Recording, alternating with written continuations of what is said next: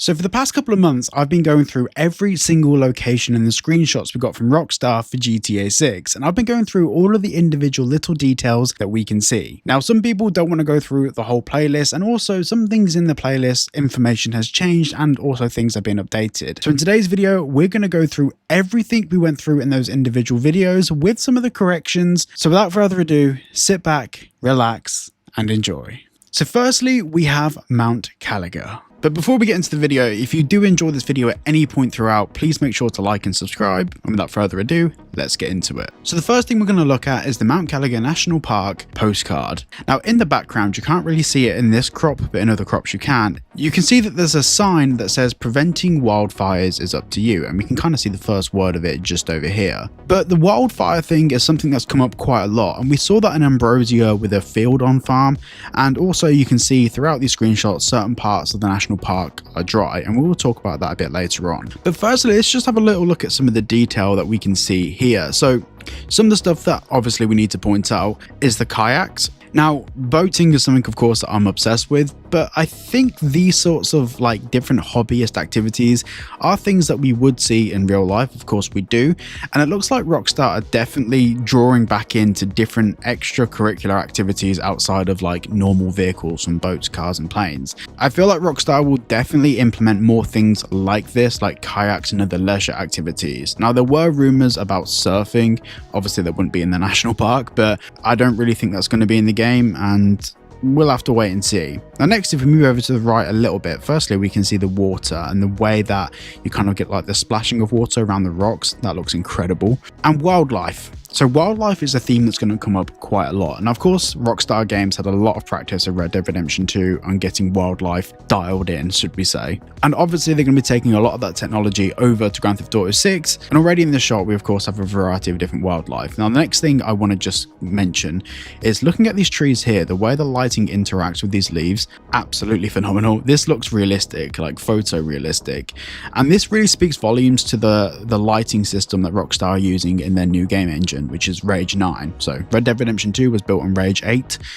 Rage stands for Rockstar Advanced Game Engine. Now we can have different conversations about global illumination, ray tracing, all of that stuff. I think in this instance we can fairly confidently say that a lot of that stuff is all happening, which is why the topic of 30 versus 60 frames per second is going to be coming up a lot, especially for the consoles. Me personally, I think it's going to be 30 frames per second. This is very, very intensive on even a computer, never mind a games console. Now, just down here, we can see people walking down this rock side. Something that's very interesting is some of the patents filed by Take-Two Interactive. So they've filed some new technology, which basically means that, for example, in Grand Theft Auto 5, these pedestrians here, they would have a marked path, and it's the only place that they can walk. So there would be like a road, a pathway that would have like nodes on it. So the NPCs walk from one node to another, and they repeat that cycle. Whereas in Grand Theft Auto 6, in fact, Rockstar even played with it in Red Dead a little bit, but in Grand Theft Auto 6, we're going to be seeing a lot more NPCs have a bit of kind of like AI intelligence. Not really AI, but more programmed intelligence. So things like rock faces, basically these NPCs will have an end destination. For example, this water's down here. So in their code, they'd be coded to go down to the water and do something, whether it's to walk around, set up camp, do something around here. And the way that they get to that location, obviously, they're not going to walk through a rock or through a tree, but they're going to be programmed to traverse the environment to get to their kind of end node. So rather than having 100 nodes from A to B, they have one start point, one end point, and it's really up to the NPC AI to actually bring them to their final location. I know that kind of takes away a little bit from what we're actually talking about within the photo here, but I thought that's really cool contextual information. Now over here, we have the kind of rock mountain over here. We see there's roughly a mountain in the background, and Rockstar have done their best to not really show us the mountain in its full glory. They've always obscured it with haze or clouds, and obviously that's intentional on Rockstar's part, because it's like showing us Mount Chiliad all in one. You wouldn't want to do that. So you can see it's obscured by these volumetric clouds, which is another piece of technology that's going on. In the background here, we have a kind of biplane, which looks like it's probably some sort of crop duster of some sort. And I'm trying to see if we've got any hidden stuff going on in the trees over here. No, it doesn't look like we do. But overall, The vegetation density is just leaps and bounds above Grand Theft Auto 5, and I'd say it's even massively ahead of Red Dead Redemption 2. Like, Red Dead Redemption 2 did have a lot of vegetation, but nothing this close cropped. Like, we weren't having trees every couple of feet. So this is genuinely very impressive stuff. Now, moving away from nature a little bit, and we will come back to nature, but I want to talk about this screenshot. Because as I was just mentioning about leisure activities, it does look like Rockstar are taking this way more seriously with Grand Theft Auto 6. As we can see from these screenshots here, this is a whole different kind of a leisure activity, and there's so much to talk about in this photo, so let's just go right through it. Firstly, we've got different sorts of vehicles. Of course, we have dirt bikes, but these dirt bikes are actually two different models. We have this model here, which has the single individual headlight, and we also have this one here, which has the kind of like number plate thing on the front. And the headlight within it. You can also tell that there's actually different variations between things like this. I'm not sure what this brace is called that goes across between the two front forks, but these motorbikes are entirely different.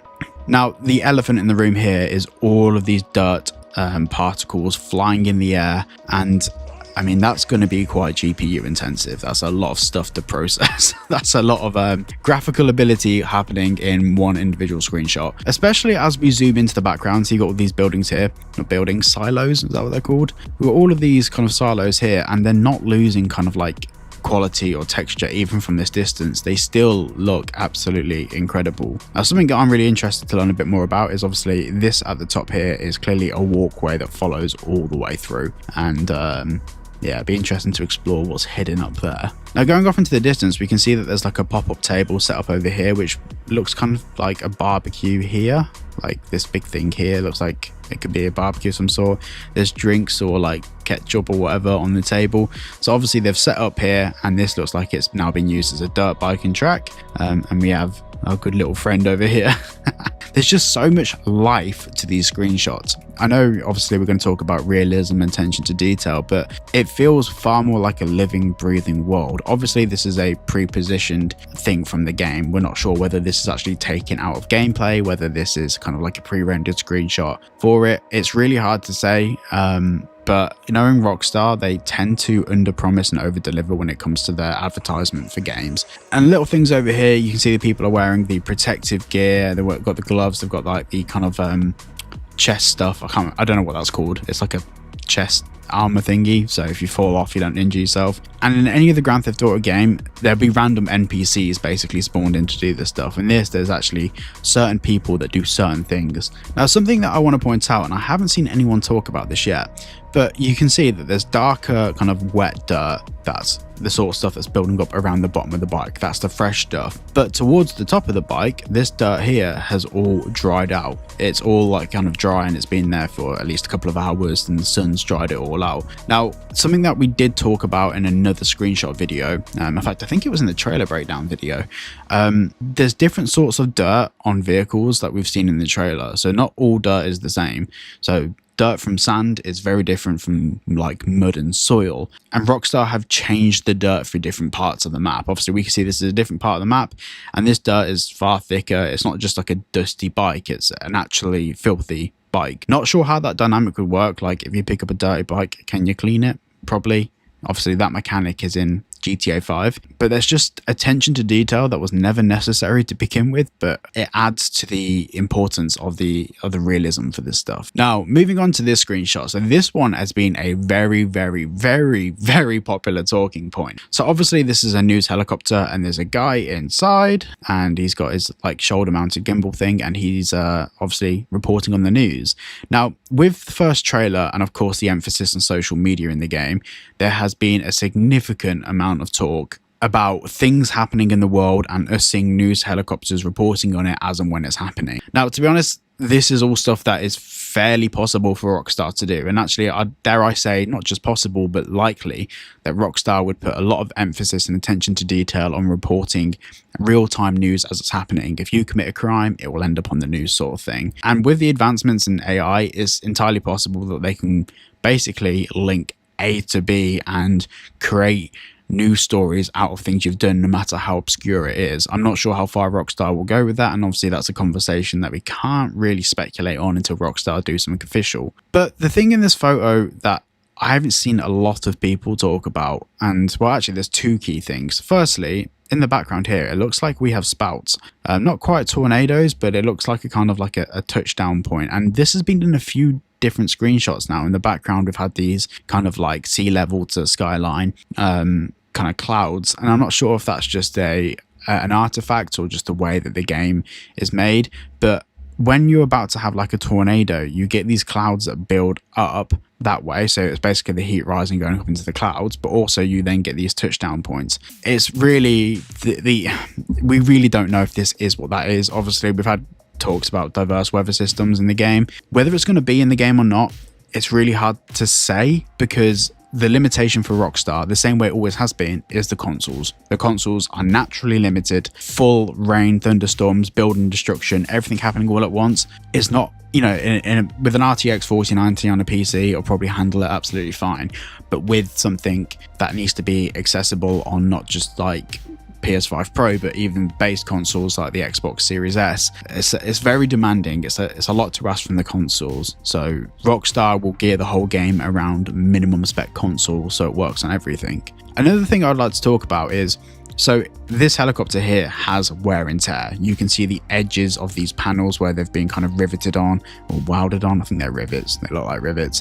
But this adds character to the helicopter. Like, helicopters aren't just this perfectly round, smooth thing. That's not what they look like. This is far more realistic to what an actual helicopter looks like. And something else I do want to say is that looks a little bit like Jason flying it, just a little bit. Like, he's got a similar sort of jawline. I'd say that looks a bit like Jason, and obviously that hair's lighter at the top, but I think that's just actually lighting, because you see that we have a bit of a shadow being cast across his face. So I think that could actually be lighting. I don't know, but yeah. And of course in the background we can see this gorgeous sunset, absolutely gorgeous. Right, then in this screenshot here, there's not a significant amount to talk about. However, we do have an animal of some sort down here, which I think could be a deer or something like that, or a buck or a moose, or I'm not very clued up on animals, but looks like these hunters have done their thing and got to it. This probably, in my opinion, does lend some weight to hunting being a mechanic in the game.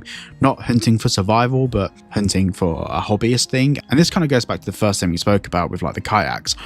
People don't just go to work and come home. People have hobbies, people have interests, and it looks like Rockstar are, like I said before, creating a living and breathing world where hobbies play such a significant part of what we do outside of the main story. Also, stuff like this creates really interesting strangers and freaks and side missions. Once again, we have sweat because it's hot, and we have sunburn, and we can see aged skin looks very different to kind of like, not younger skin, but you know, you can see the difference in skin textures. And the other thing that sticks out, and I know I've pointed on it before, oh hang on, sorry, I didn't even notice that, we have a squirrel climbing a tree.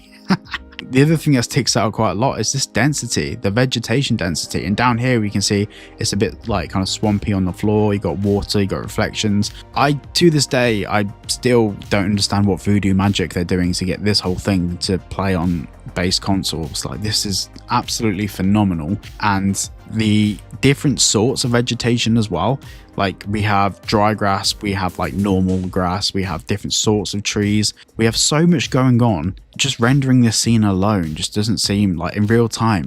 I mean, obviously I'm not a games developer and they have ways to do it. They wouldn't be advertising it if they couldn't do it, but this is, yeah, it looks beautiful. Even the bark on the trees, like every tree will have a variation of texture. Like, none of these trees are perfectly identical. There's a lot going on. I thought I could see a defect then, but it's not. That's just a blade of grass. Like, we can see individual blades of grass. What, Rockstar, what are you doing? This is crazy.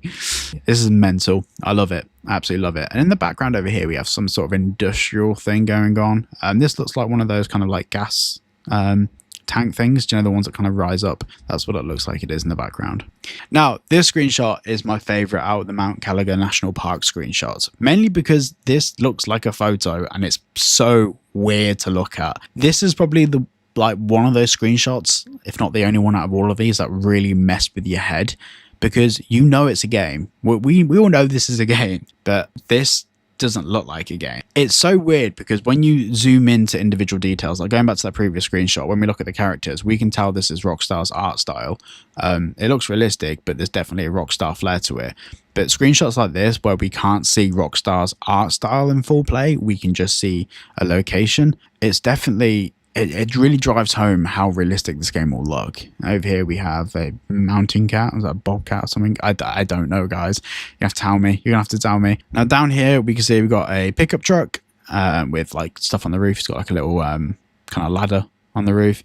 Got a 4x4. We've got a motorbike gang driving through this kind of like valley, and we've got these trucks down here, which this truck looks a little bit longer than the ones we've had in GTA 5. So we've got big kind of road trains, and to be honest, this is one of the photos where, you know, when you say a picture speaks a thousand words, this really does. This just shows I don't think there's anything in particular Rockstar are trying to get us to look at or see in this image. I think they're just saying, look at what we can do. You know, there's not really a massive amount to talk about. We have obviously really dense vegetation. We have, of course, grass, soil, then rock underneath. We have something sat on a rock down here. I'm not sure what that is. Could be, I don't know, it looks like a cat or a dog or a bird. A big bird? It is a big bird. It's a big bird.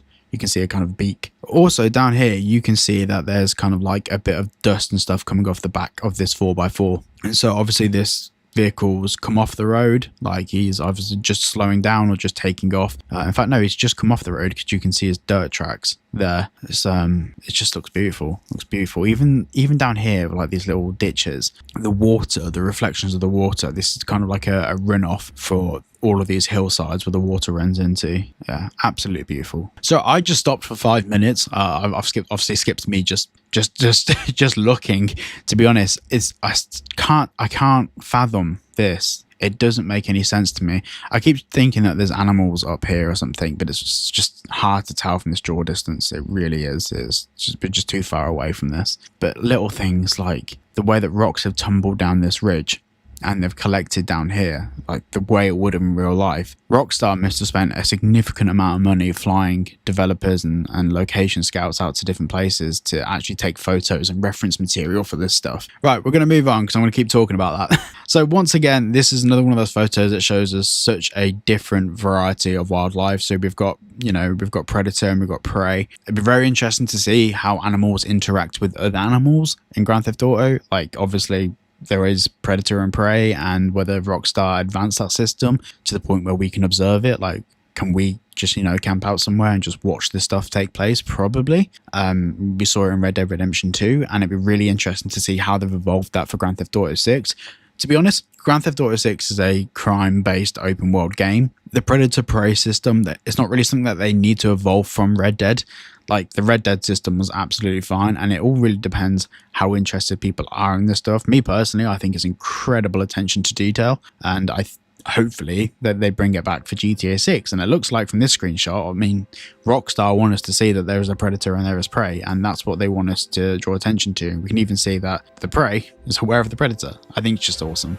Absolutely awesome. Once again, we have ray tracing going on. We're seeing all these reflections in the water, and I know I keep saying it, but how is this going to work on a base PlayStation or a base Xbox? In fact, how's it even going to work on the Pro? Let's be honest. Absolutely gorgeous. Now in this screenshot, we're going to talk once again about kayaks. So obviously hobbyist activities are really cool, but something that I've noticed as well is water dynamics are a big thing that Rockstar have been focusing on. It was about 1.5 years, 2 years ago, they were on a big employment run of people that specialize in water physics. Like it was obscene how many people they were employing to focus just solely on this stuff. And we can even see here, the person's lifted the ore out of the water, and the water's following the direction that the ore's gone up. Like, the water's pulling towards it. And then as they put the ore in the water, we're getting that initial splash. Like, the angle of this water, they could just make a ripple effect in the water if it was like GTA 5 or even Red Dead, but they haven't. This follows the direction of the ore, and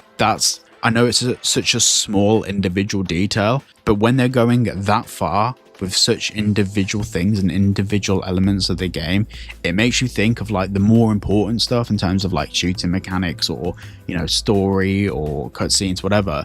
If this is the attention to detail just for kayaks, which probably won't be a huge part of the game, it's just going to be something that we do. Imagine how far they're going to be willing to take that for more serious things. It's really, really, really seriously food for thought.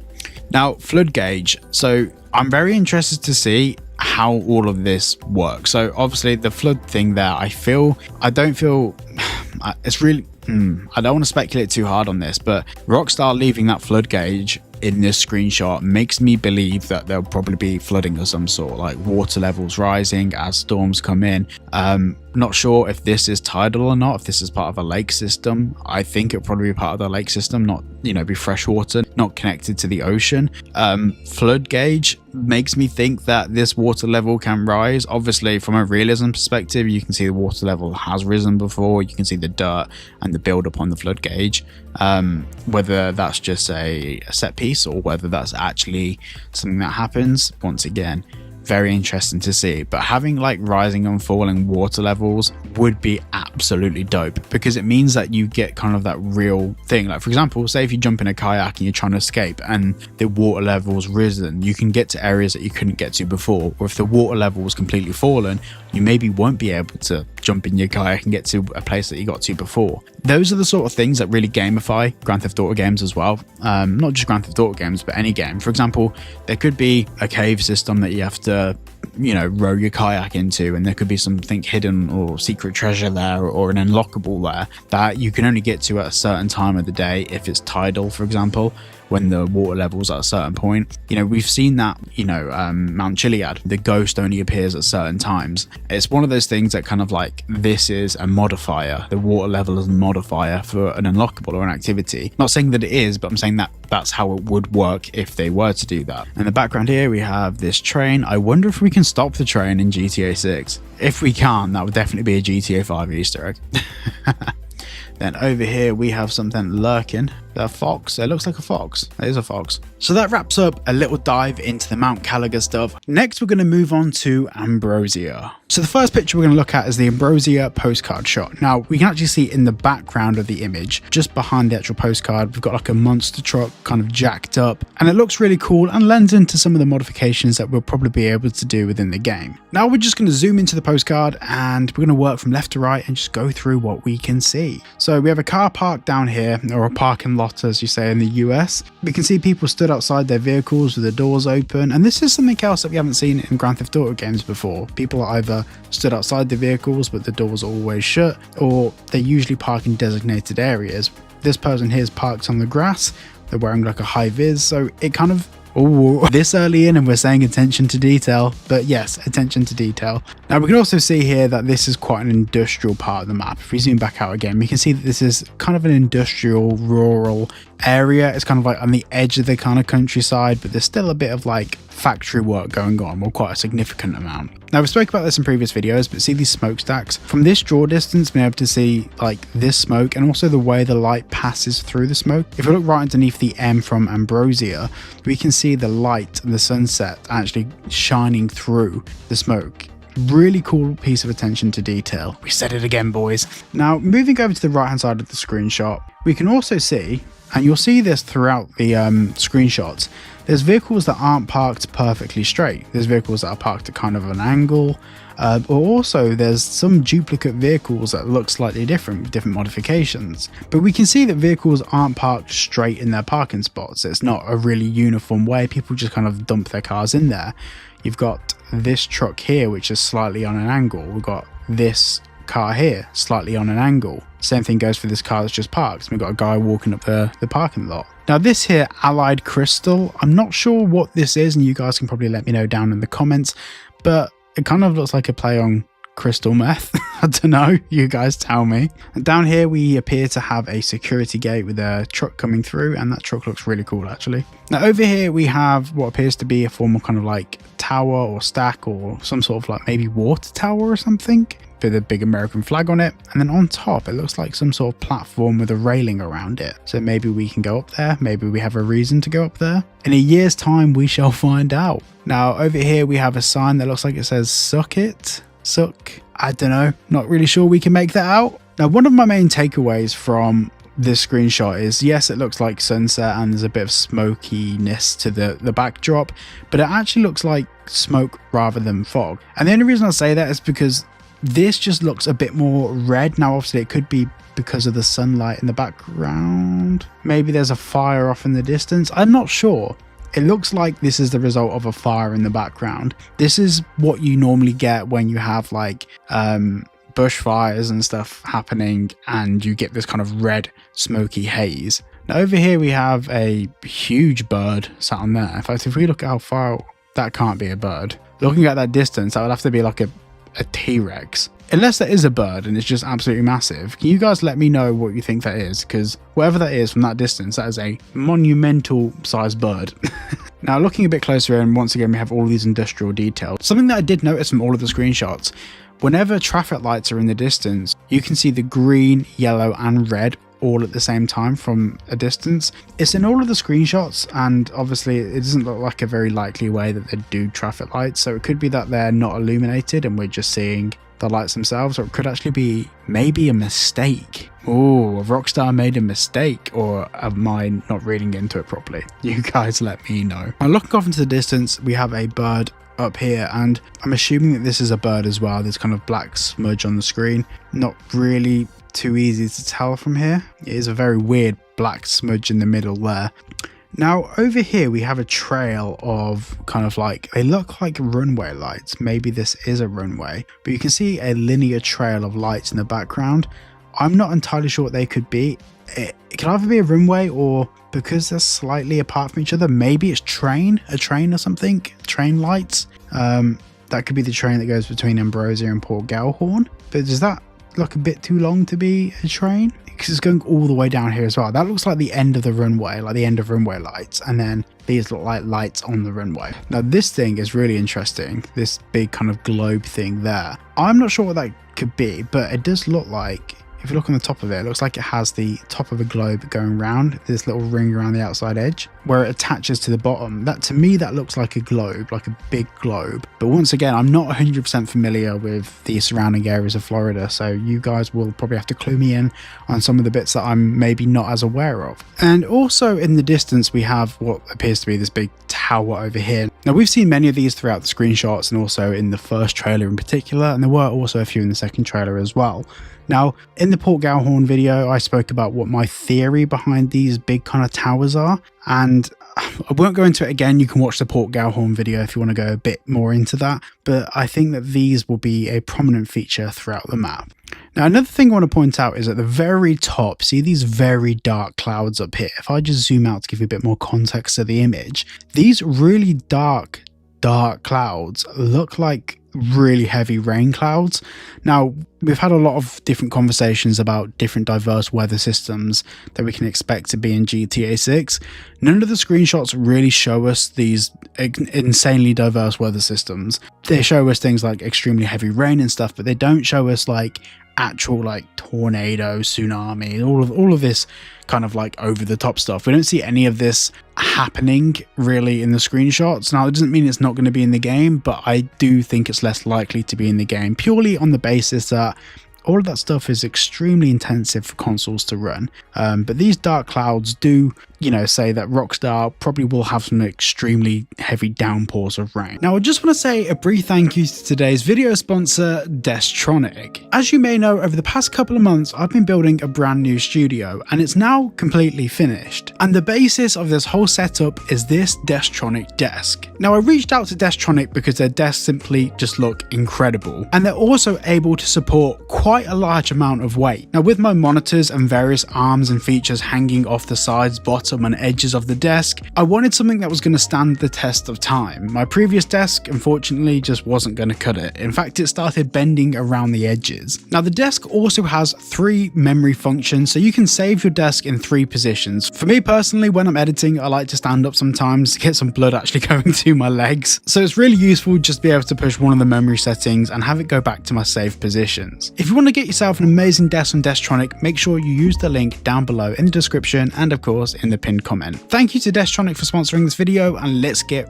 right back into some GTA 6 details. Right, let's move on to the next screenshot. So this next screenshot is actually one of my favorites. Now, the key reason why I love this photo is actually nothing to do with the focal point of the image, which is the bikers or anything like that. One of the actual key focal points of this image that a lot of people maybe haven't picked up on is the fact that this is Rockstar setting the record straight. Now, over the past year, a lot of people have been saying that GTA 6 is going to be woke and it's going to be left-leaning propaganda and all of this. And it's the same people. It's your Endymion, Andy Pants, and all of these grifters that will spend months criticizing a game. The game comes out, they say it's really good, don't apologize for any of the harassment they've caused, and they carry on. And this is really annoying because there is a possibility that dinosaurs come back to life. There's a possibility that GTA 6 will be leftist propaganda. There's a possibility it'll be right propaganda. There's a possibility that Rockstar can go one of a million ways. But we should judge Grand Theft Auto 6 based on what Grand Theft Auto 6 is like. And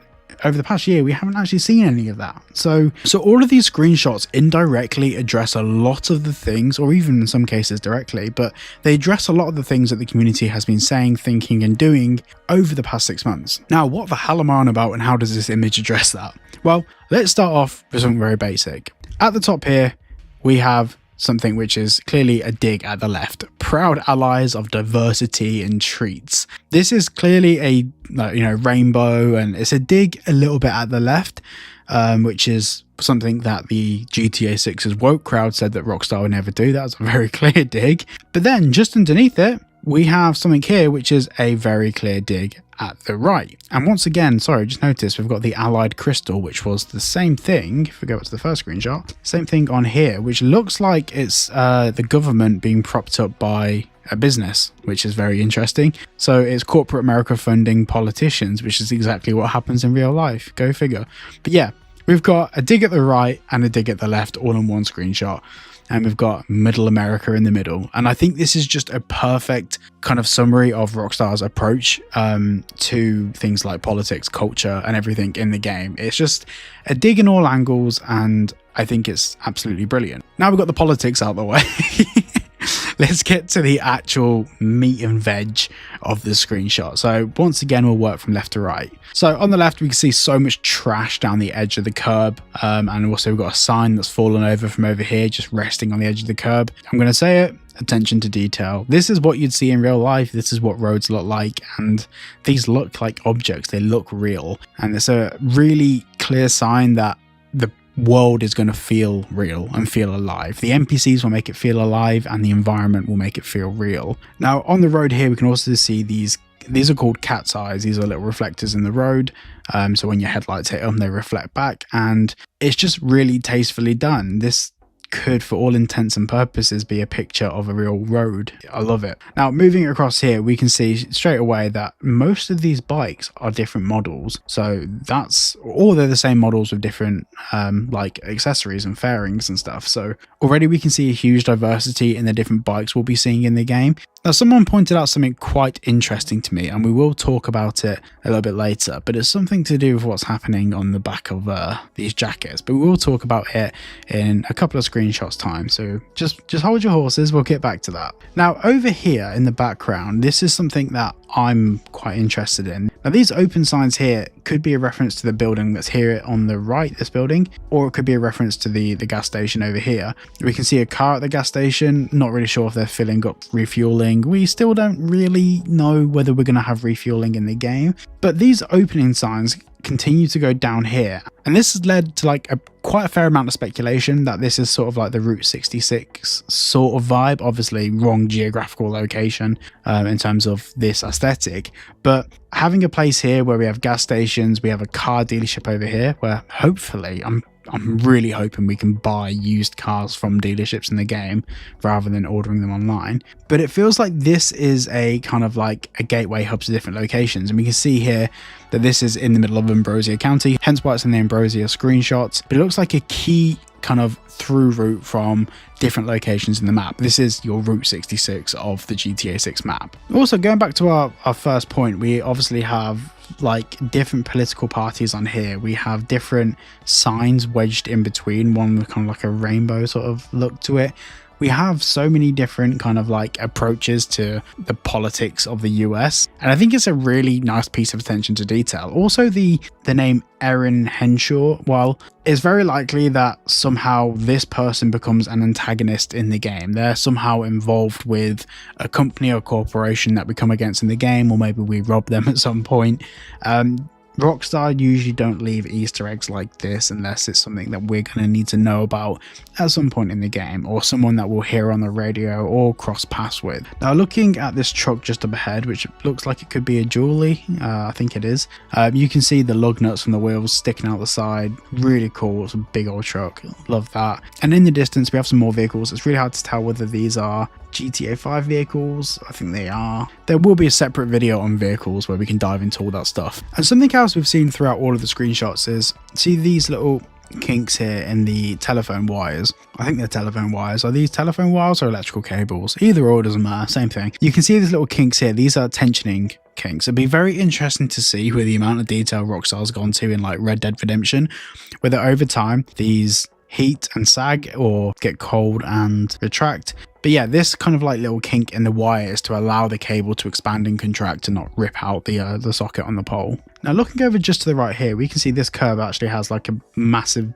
dent or gash taken out of it, and all these curbs on the right are pretty much perfectly fine. This is normally what you'd see where vehicles come in and out of a location and over time it breaks down. I'm not sure if this is for the entrance to that property, but if so, that is insane attention to detail. Well played, Rockstar. Now, we do know that mirrors are working in GTA 6 from the trailer, and you can see here these mirrors are clearly pointing up at the sky. From the angle we're at, we'll be seeing the sky. But yeah, it's fair to assume that these will be working absolutely fine. Now, on the back of this biker's jacket, we have John Samuel's Tennessee Whiskey. Obviously a play on Jack Daniel's Tennessee Whiskey.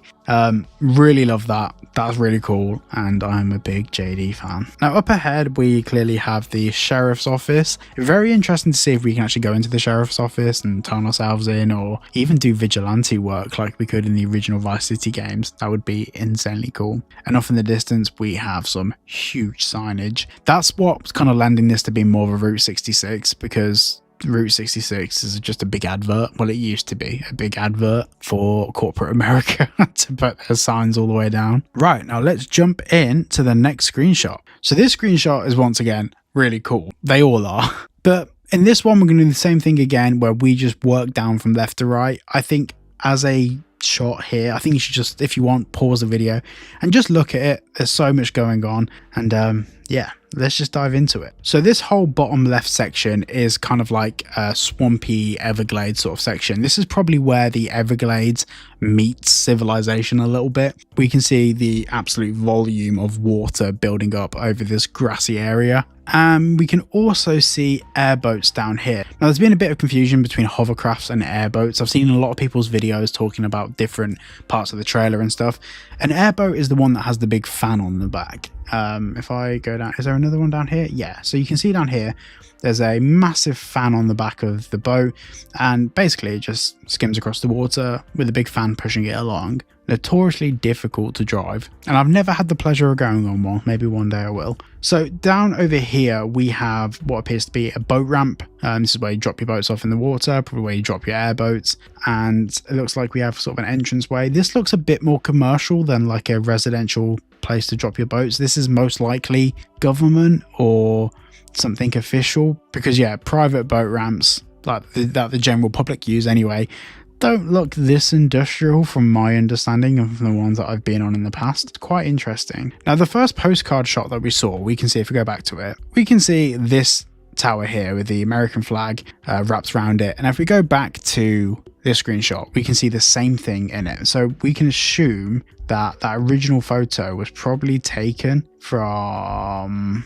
the top of this building, like just over here, just to the left of it, over here, looking towards this tower. And we can further confirm that by going across, and we can see that in the background, which I assumed was a globe of some sort. Maybe it's an orange or a peach or something. You guys let me know. But we also have this thing in the background which has kind of the American flag colors on it. So we're now looking at the shot essentially from the other direction. So this way, this side of the map is the other side of the shot. Now there is so much to go into here that this might be a bit of a longer segment. Now down on the bottom right, we can see a load of vehicles here that have their trailers hitched up just behind them. So this is obviously what you put your boat on to drop it into the water. Can't seem to see a boat ramp here, so maybe the boat ramp up here is the one that everyone uses. However, I will say it's a little bit weird to drop your boat there and then park your car all the way over here. So maybe this dirt track here is a bit steep. I don't know, you guys let me know. But this is usually night fishing. So night fishing in Florida is a big thing. People go out at night, go fishing at night, catch different sorts of fish. I'm not much of a fisherman myself, so I probably couldn't tell you all of the details, but we can see cars and boats coming and going. And like I've said for the past few videos, there will be a separate video on boats because that's the thing that I'm most interested in. But also here we can see that there's different sorts of trailers. It appears that this trailer here is either a twin axle or 3-axle trailer, single axle trailer there. Same for here, it's a single axle rear axle trailer for this little center console boat up here. Now looking over towards the right, you can see that this vehicle here is either towing something behind it, or it has like orange sort of indicator lights on. Maybe he's indicating, maybe he's got his hazard lights on or something. There's 2 orange lights either side of it. It could be a service vehicle. Now there's a section over here which is quite heavily overexposed, which means the light is too bright. This here looks like a speedway. This looks like a racetrack. You can see a grandstand over here. You can see that it kind of goes over here. Maybe this isn't part of the speedway with the motorway going over the top of it, a road going over the top of it. Maybe this is a runoff area or a different area of it. But it does look like this is a form of kind of like speedway. We have heard about a speedway in the game, so maybe this is the location. I would assume that this is, especially with all of these lights on. Can't seem to see any cars on track, so probably not being used in this screenshot. I'm really excited for that. We know in Vice City we had the banger events, so maybe we get something a bit like that here. It does look like this is potentially a dirt track. It's really hard to tell. We're clutching at straws here, boys. Now looking over the other side, so if I zoom all the way out, so you can see where we are. If we zoom all the way in over here, we can see some lights here, which could either be lights next to like a little pontoon, or it could be headlights of a vehicle. So we've got people over there doing pretty much the same thing as the people down here are doing, which is just parking up after dropping off their boats. Now in the background, we've got some huge industrial areas. We also have these globes. These little globe things are appearing everywhere. We have like this ball here. We have this sort of like water tower looking thing here. I'm not sure what that is. Same goes for, go all the way back over here. We've got one here. These are all over the map. If you have any idea what you think they could be, let me know. In the Port Galhorn video, I said that maybe they'll have key landmarks to signify different areas on the map, so we know when we're flying over the map. You know, we look for a landmark that we're familiar with and we just know where to go. Now, there's one thing in the background that really stood out to me, which was you can't really see it, but there's a big outline of a building here. And if I just zoom out, just so you can understand how big that is, that's over here. If you look just underneath this smokestack here, it's over there. It's really far in the distance and it's absolutely enormous. Not sure what that could be, but it's definitely something, and it's big. It's very big. Now, something else I want to talk about in this shot, which once again is something that's really hard to notice unless you've overthought about it in the same way that I have. Obviously, we've got the racetrack here and it's giving off an insane amount of light. Well, we can actually see light pollution in the air, lighting up this whole area from this racetrack, and that light pollution is going all the way up. Whereas over here, with there's less light, we have more contrast in the clouds because there's less light pollution. It's just a really, really, really nerdy thing that Rockstar didn't need to do, but the fact that they have done it just makes this whole area far more convincing to look at. Now, looking off in the distance over here, it looks like we have street roads, kind of like street lights going all the way up here, all the way across here. Maybe this is a bit more residential, or it's like a highway going to a different part of the map. And over here, it looks like we have some form of mansion or something over here overlooking this area. Now, weirdly, I hate to say it because this doesn't look like the right area for it. This looks a bit like the Vassetti mansion. Obviously, I don't think this is the Vassetti mansion, but the roof is kind of like a similar shape in terms of the way it rakes backwards a little bit. Yeah, I don't know. Just a weird thought. I just think that it just looked strikingly similar to the layout of the Vassetti mansion. It wouldn't be here though. This is totally the wrong part of the map. Let's make that very clear. the way that we have light reflecting off the water down here, and this is something we spoke about in a previous video, but you can see where water's still, you get a much cleaner reflection. You can see the ripples in the water where it's not as still. Just really insane. Love it. Right, let's go on to the next screenshot. Now in this screenshot, we can see a biker in a bit more detail, and we're going to go back to a previous screenshot.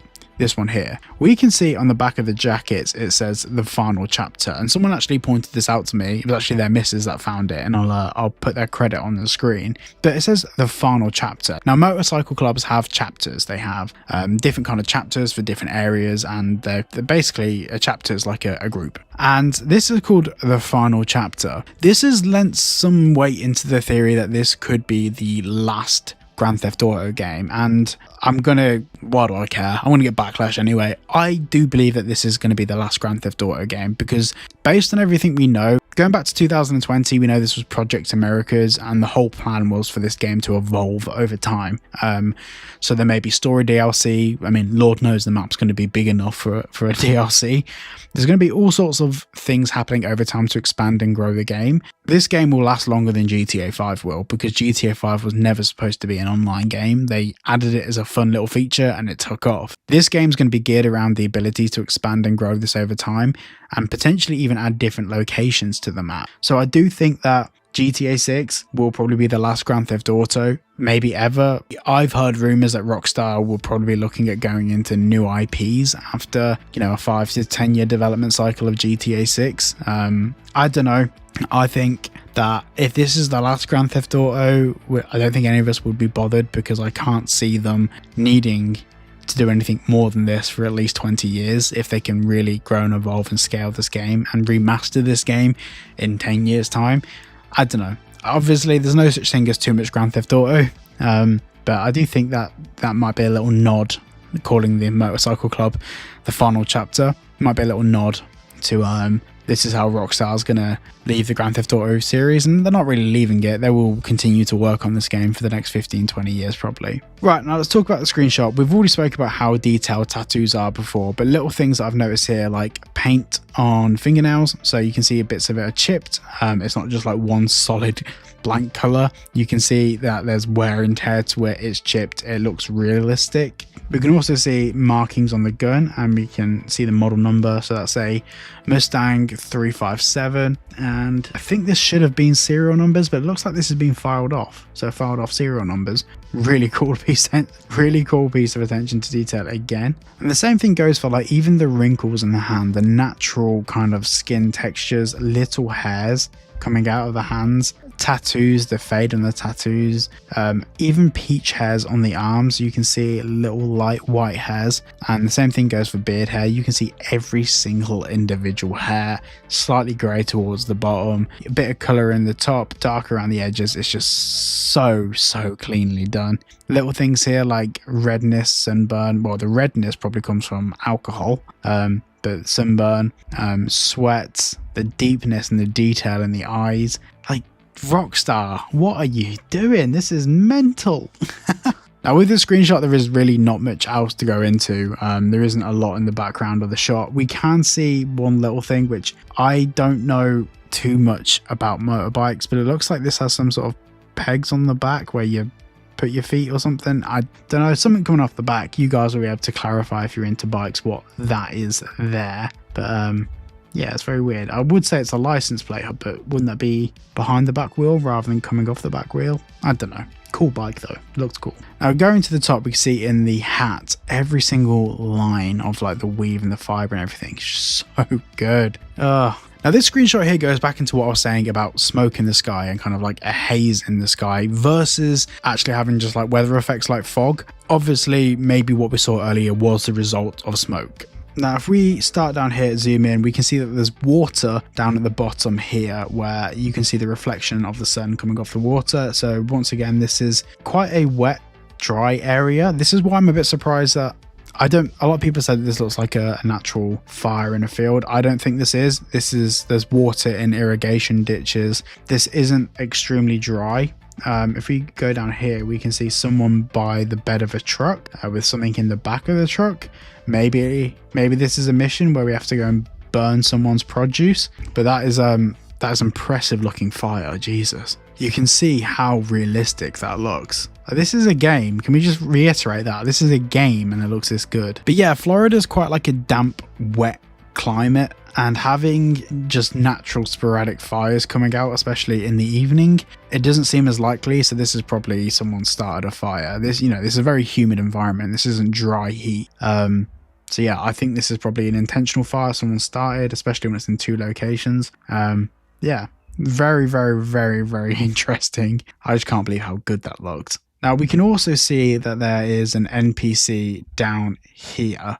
I believe it's an NPC because it looks like they're walking from right to left, and there's a vehicle parked over here. So maybe that's the person that caused the damage. Who knows? Then over on the left over here, we have a factory with a logo on the side, like an N logo or something on the side of it. And in the background, obviously, most of that is obscured by all of the smoke from the fire.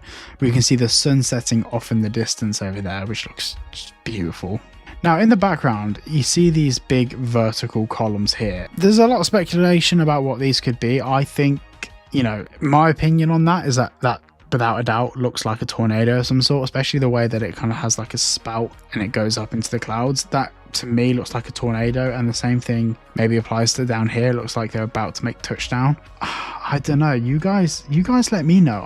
I would say that if I had to bet money on it, I'd say I'm 60% that these are tornadoes. I can't imagine clouds touching down like that unless that's the world's biggest building in the background. To me, that's a tornado. That is a tornado. Let me know what you think. It looks like you got, you know, a big one there, slightly smaller one here, and little ones off in the distance. I'm not sure, but if I had to bet money, I'm saying that's a tornado. Once again though, what the tornado looks like when we're near it, whether they render that in. I mean, stuff flying everywhere and adverse weather effects being rendered on a base PlayStation or a base Xbox whilst maintaining frame rate, graphics fidelity. Like that's a big ask. I know people that are using like 2 RTX 4090s that would see significant frame dropout with these graphics and those extreme weather effects. Then over in the background, we have a crop duster, a small kind of like biplane sort of thing. That's maybe flying over here to see what's happening, or maybe that's the guy that caused it. Who really knows? Then just up here, we have what appears to be some sort of processing plant, maybe for the crops down here. And we have also another reference to Allied Crystal Co. Now, obviously, that's the company we saw in the first screenshot. So we've seen Allied Crystal down here, Allied Crystal. We've seen Allied Crystal on the sign down here, Allied Crystal, and then now we have Allied Crystal written on the side of that's either a train or the side of a building, the side wall of a building. I'm going to assume that that's the side wall of a building. I can't seem to see a train. Maybe there is one? Maybe that's like a signal box or something. It's hard to tell. Too much smoke, too much realistic looking smoke. Now in this screenshot here, there is a lot of stuff going on. Firstly, the thing that we need to talk about first, if we ignore the melons at the top of the screen, if we just have a look at what's going on around it, this looks like it's very intentionally done by Rockstar to show us the interiors of the car. We can see down here that we have all of these dials that firstly just look exactly like they do in a car. We can see we have like air conditioning, recirculation, we have auto, hot, cold, air conditioning, different modes. We've got fan speed, we've got air conditioning on and off, so we've got the fans on and off, and we've also got like the dual climate control settings there. And then underneath we've got volume, we've got save settings for different options, so you can set these to radio stations and stuff. Now this is where we get a bit of a look at the app icon. So we have music, we have here what appears to be a form of Spotify. Then we have a maps thing there.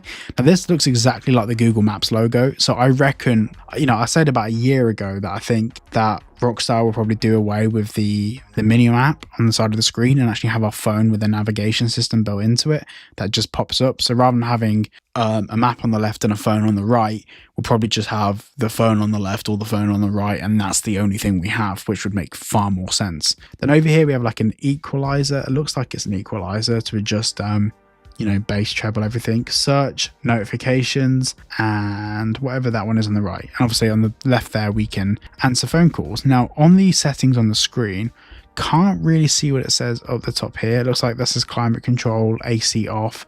Oh, So no, we can see what that says. This is just confirming everything we've done at the bottom down here. Now on the screen, you can actually see fingerprint smudges from the touchscreen, which is, to be honest, a bane of my life. They're impossible to get off. Well, you get them off and then you touch the screen and you come back. But then on the right up here, we have signal. So we have like 2 bars of signal, and we also have something else going on here. I think maybe that's phone battery, and I can't see what that is. Then on the left here, we have vehicle settings. So this would be your vehicle options. Then here we have assist functions, it looks like it says. So like maybe that's an option. So you rather than having to drive around the map, you can just set it to automatically drive itself, or driving assist. So maybe you just have to accelerate and it will steer itself or something. I don't know. Navigation, you got your settings, you got your seat positions. Now, in the 2022 leaks, and this might be a bit of a spoiler, but you can just skip ahead a minute if you want. In the 2022 leaks, we could see a developer actually moving the seats backwards and forwards, moving the steering wheel position. I think that's a feature that probably will be in the game, because with us being able to adjust the shape, size and builds of our characters, you know, be able to gain weight, lose weight, which are things that we're like 90% sure are going to be in the game, these controls here would make perfect sense. Like in the game, maybe having an interaction menu where you hold like L1 or something and it opens up a seat menu whilst you're sat in your seat or something. I think that's not too far fetched. Now over here, air vents, once again looking realistic. And we also have here water temperature, we have oil temperature. Is that pressure? No, it is temperature. It's got hot and cold. Now the big question is, do we have fuel? So we have the speedometer, we have a fuel gauge down here, but we can't see where it's at. Well played, Rockstar.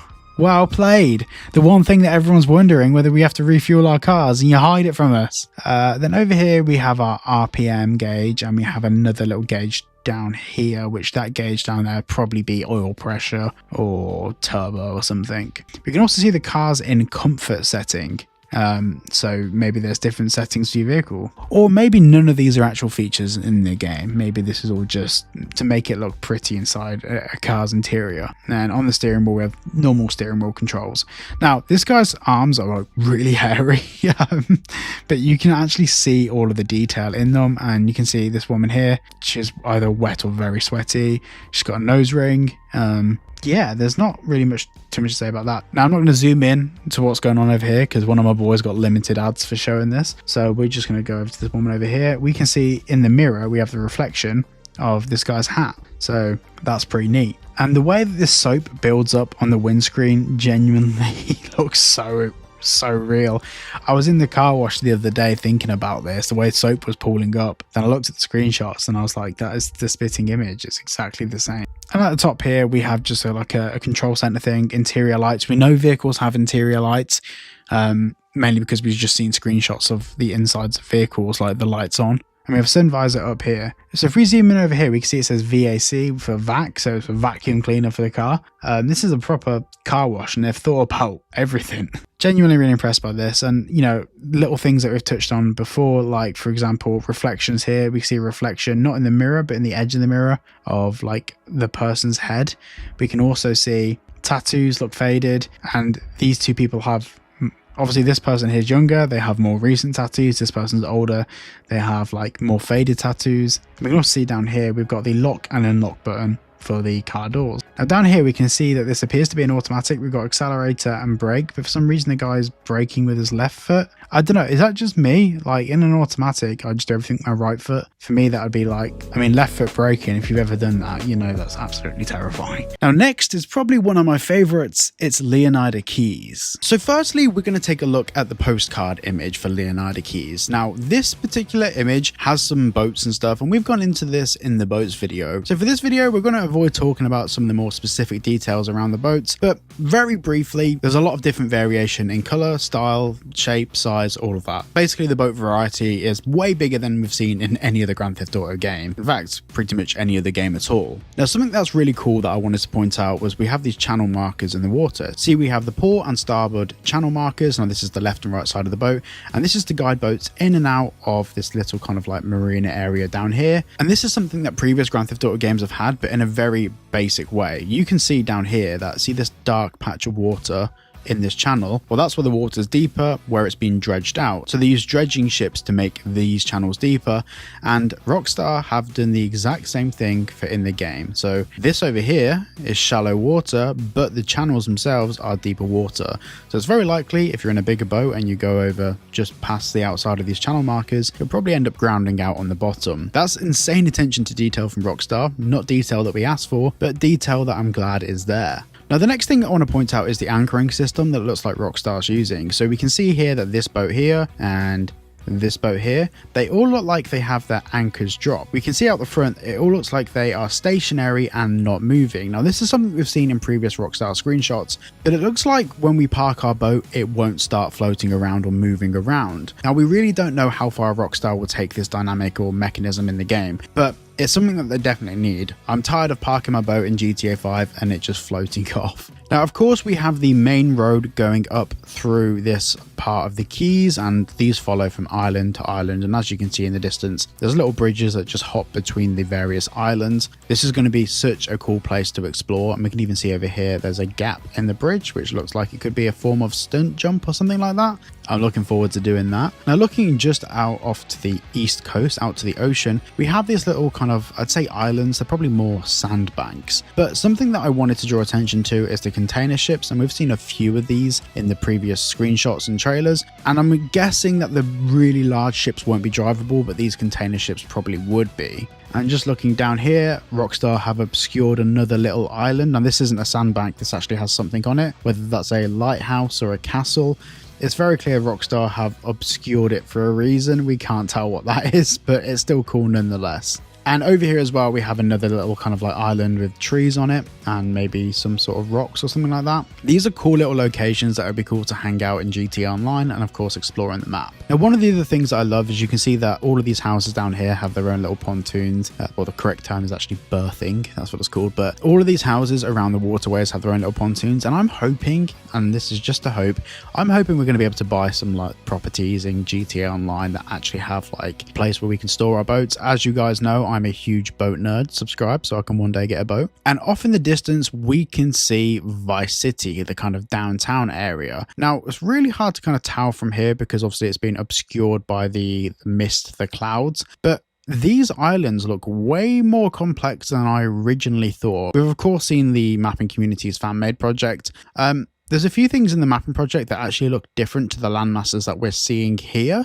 So I guess we'll just have to wait until we actually see some official maps from Rockstar on that. Now down here, once again, I know we've mentioned this in previous videos and just a bit earlier, but we can see the difference in color between different sections. So some of these darker sections don't necessarily mean it's deeper. They could be things like reefs. It's very likely that we do have reefs, but little deeper pools. I imagine diving and swimming around this area will be really interesting, especially how good the water looks. This actually looks better than the water looks in real life, but they've tried to make it look a little bit more tropical. But yeah, it looks mega. Looks absolutely awesome. I love the fact as well that there's little hazards in the water. Like you have these little like reefs and rock faces. So it does add a little bit of strategy. Like if you're having to like smuggle something from one part of the map to the other by water, you've really got to think about where you're going. Otherwise you'll end up bottoming out on these various reefs.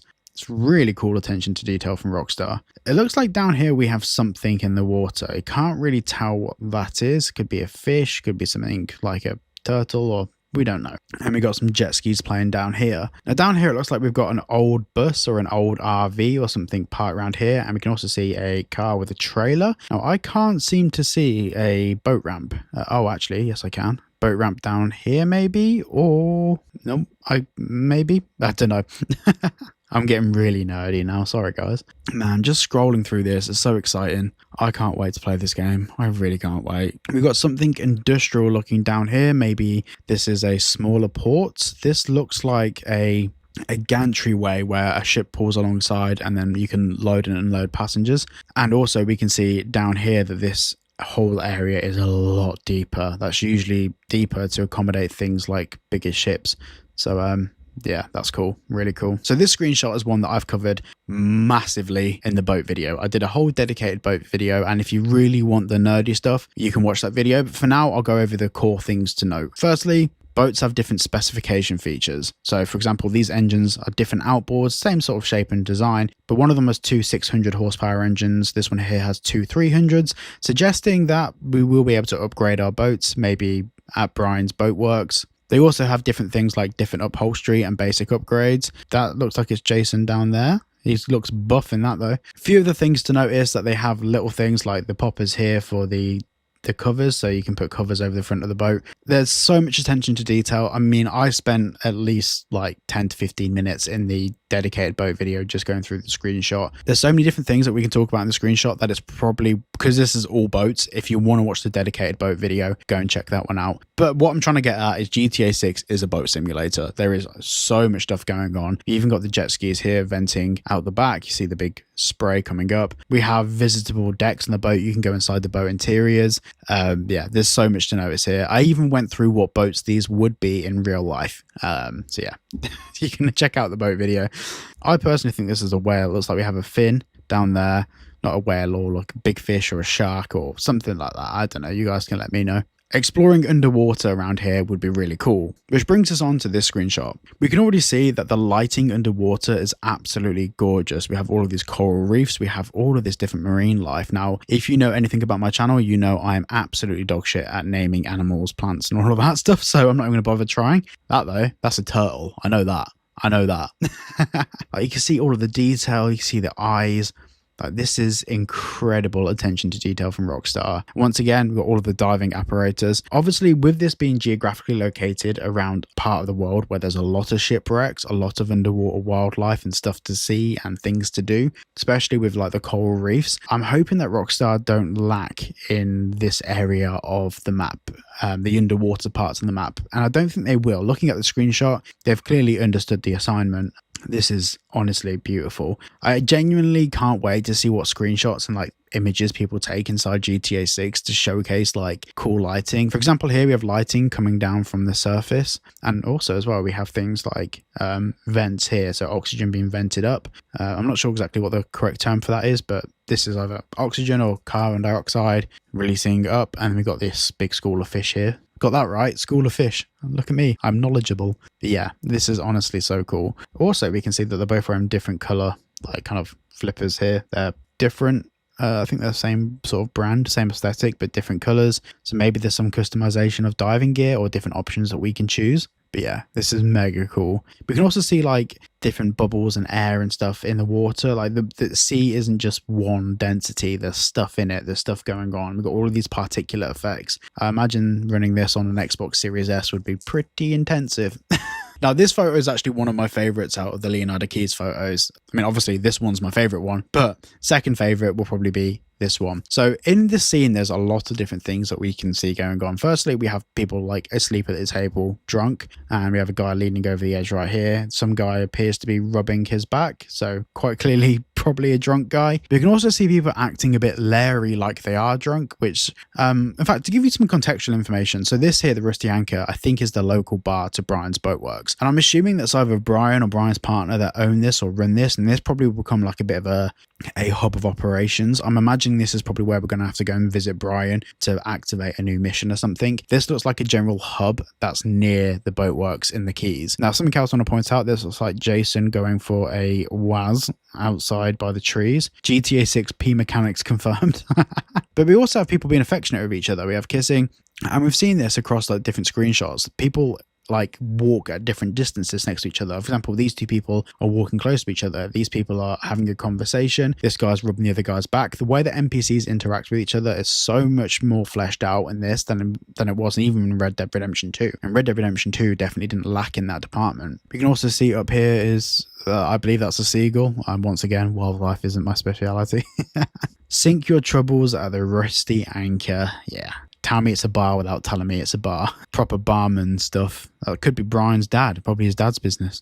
Who knows? We've got here the Crab Festival, fresh food, music, and special drinks menu at the Rusty Anchor, I'm assuming that says. Yeah, at the Rusty Anchor. Yeah, this is really cool. I also love the fact that like these bricks here aren't like a uniform texture. There's, you know, a bit of a brick missing, which is just really cool. And there's little things dotted around, like we have a hose reel here, which is probably for some form of like irrigation or something, or to clean boats. Or there's just so much texture and detail happening. Everything is weathered and worn. So I actually, my office that you've seen in my studio tour, I've got another room which is attached next to it, which I have a bed for when I'm doing like ridiculously long editing sessions and I can't leave the office. That whole room has been designed around the aesthetic of the rusty anchor, based on what we saw in trailer 2, and we will talk about that in a future studio tour video. I'm really keen to see what this looks like at night time as well. We can see here we have a floodlight pointing towards the rusty anchor sign. Now in GTA 5, lighting like isn't direct from source. They'll have lighting on an object and then they'll just manually place in the source so it looks realistic. In this instance, with them using things like ray tracing, global illumination, all of that sort of stuff, it's very likely that this is actually going to be the lighting source reflecting off the sign, which will just make the lighting at night look so much cooler. Right, now the next screenshot is this one, and this one is an absolute mashup of stuff going on. Firstly, let's not ignore the elephant in the room or the iguana in the room. This is cool. We've seen this throughout the trailer, and we think that this is one of Jason's pets. It was seen outside Jason's house in trailer 2, so we're assuming that's his pet of some sort. We also have this dog wolf looking thing, some guy just walking it. And like I said before about NPC dynamics, we've got these two people taking a selfie together and obviously lifting their leg up, proper white girl pose. And even then underneath them we've got a little seagull having a snack. Then we have mobility scooters. If we can't jack a mobility scooter, I'm writing an angry letter to Rockstar.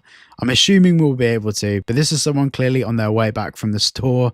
They've got their shopping in the front. They've been to Marbles. I'm hoping that we can customize those rooms. Over here, we have this sort of bus, which is really dirty. We can see all the dirt build up on it. And we have some people that look like they've just got off it. This would appear to be a form of like kind of tour bus where people come and visit the Keys. And we have the same sort of thing in the background. We have like a mini bus, long wheelbase van sort of thing. And we have a pickup truck back here, the class pickup truck, which looks like it has stuff in the back of it. It's got like stuff hanging out the back of it. Also, we have this car down here, which looks like a Stania or something like that, but the wheels are actually, I love this kind of like 90s look. I don't know.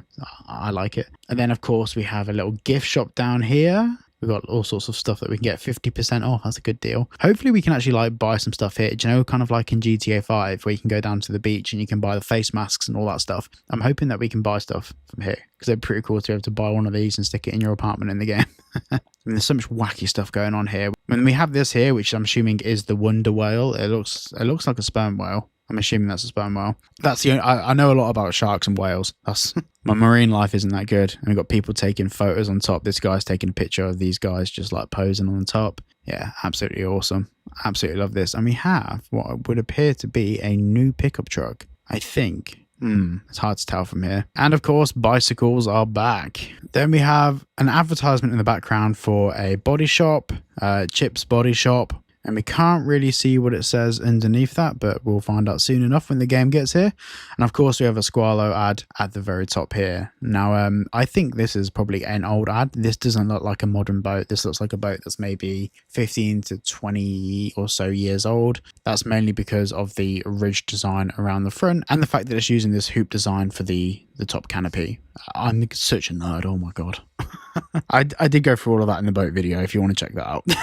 And this brings us to this screenshot. Now, this screenshot was originally from the first trailer, but it's been reworked and revamped, and it's from a different kind of perspective, slightly different perspective. But Rockstar included this to show us the differences between trailer 2 and where the game's at now. So there's a lot of things that have been moved around and changed. It's hard to tell exactly because this isn't a one-to-one perspective, but very quickly some stuff I want to go through is down here we have this kind of little inlet here, so you obviously can bring your boat in here, and it's a bit of a kind of protection from the seas. I'm not sure if you really want to get a boat in there. There's stuff in the water. So over here we have these barges which we were talking about earlier, which are like mini container platforms. I don't think Rockstar will do the whole massive ship thing. I'm not sure the cruise ship that we saw would be drivable in the I think it was the Vice City teardown video we did. Over here as well we have a kind of a baby super yacht, and down here as well we have these bridges. Now on these bridges here it looks like there's little ramps at the end, so this is going to be really fun. That would definitely be featured in a mission of some sort. If not, it's still going to be really fun. And we've got things like gas tankers, and we have all sorts of different vehicles going across this bridge. I'm trying to see what else we can see. We can see a yacht. So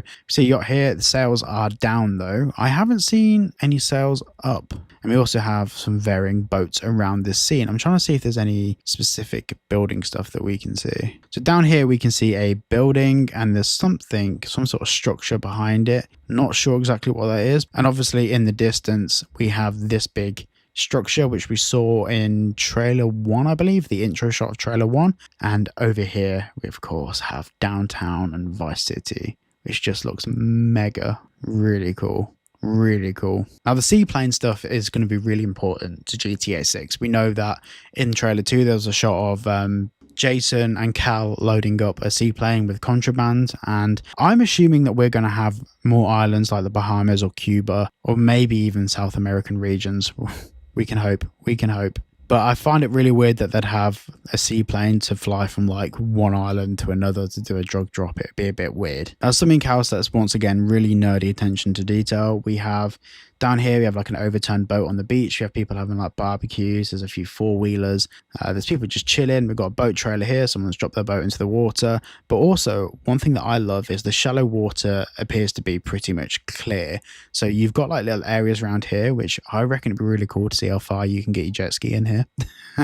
I just love this different varying water density. I know it's such a nerdy thing, but in previous Grand Theft Auto games and even in Red Dead Redemption 2, water was water, whereas in this, water is different. Like shallow water behaves entirely differently.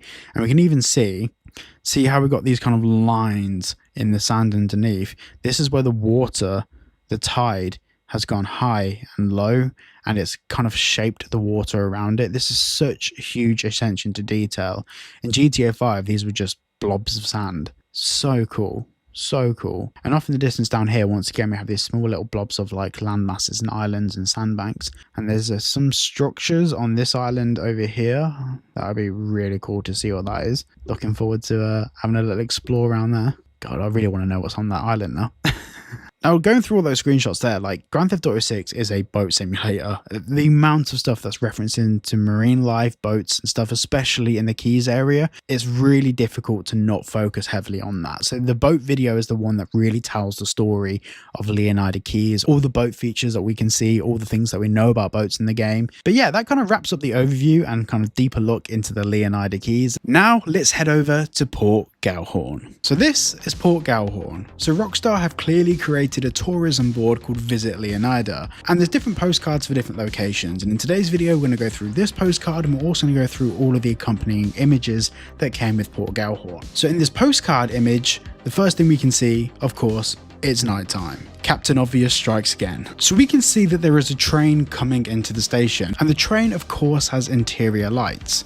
So we have a bit of a throwback to GTA 4 by having a fully enterable train interior. We can also see working signal lights. This is just another little piece of attention to detail Rockstar have given to the railway system to make it a little bit more convincing and realistic. Yes, I'm going to say the word realistic a lot throughout this video, brace yourself. We can also see that there's no overhead lines above the train, meaning that these trains are most likely diesel. Now, by looking on the left, we can see that there's an NPC waiting for a train, and it looks like they're looking down and on a phone or maybe smoking or something. But already from this sort of distance, we're already seeing NPCs, which is a massive improvement over GTA 5. Now, if we move up just a little bit, we can see that there's someone sneaking around the side of a ballistic compact. Now, the way that they're kind of hunched over makes it look like they're probably sneaking around looking for a way to break into a car. And back in the 2022 leaks, we saw that we actually had some new tools to break into vehicles, things like Slim Jims, lockpicking tools and stuff like that. So this looks like an NPC is being stealthy and breaking into a vehicle. This also ties into this area of the map. It's a slightly run down area of the map. So this is probably where we'll see more activities at night like this. And this is the first time we see NPCs breaking into vehicles into a GTA game. So this is really interesting. Now this person could either be trying to break into the car to steal it or trying to break an item out of the vehicle, maybe go through a glove box or something. I think now we're reaching into the realms of possibility, but less likely the more we go on. They're probably just trying to steal the car. It all depends how close Rockstar try to go to real life. Now moving over to the right of the picture, we can see that there's an orange juice stand or an orange juice bar, whatever it might be. Well, this is the symbol of Florida, the orange, and this is going to be a common reoccurring theme throughout a lot of the imagery that we see for anything to do with Leonardo. From this screenshot, we can also see how good the lighting is in Grand Theft Auto 6 from the headlights of the vehicles. This just looks probably a good 50 to maybe twice as good % as it did look in Grand Theft Auto 5. It looks really impressive, and the way that light interacts and bounces off objects is so much more realistic compared to anything we've seen before from a Rockstar title. We also have reflectors in the road. Now these reflectors obviously respond to light from headlights, and now with ray trace reflections, they can do this. We can see that as we get out of the beam in the headlights, these lights appear to kind of disappear, and on the other side of the road you can't really see them. You see them a little bit around the edge, but they seem to disappear overall. Now in the distance, we can see that the draw distance is absolutely amazing. The fact that we can actually see these smokestacks with smoke going along at such a long distance,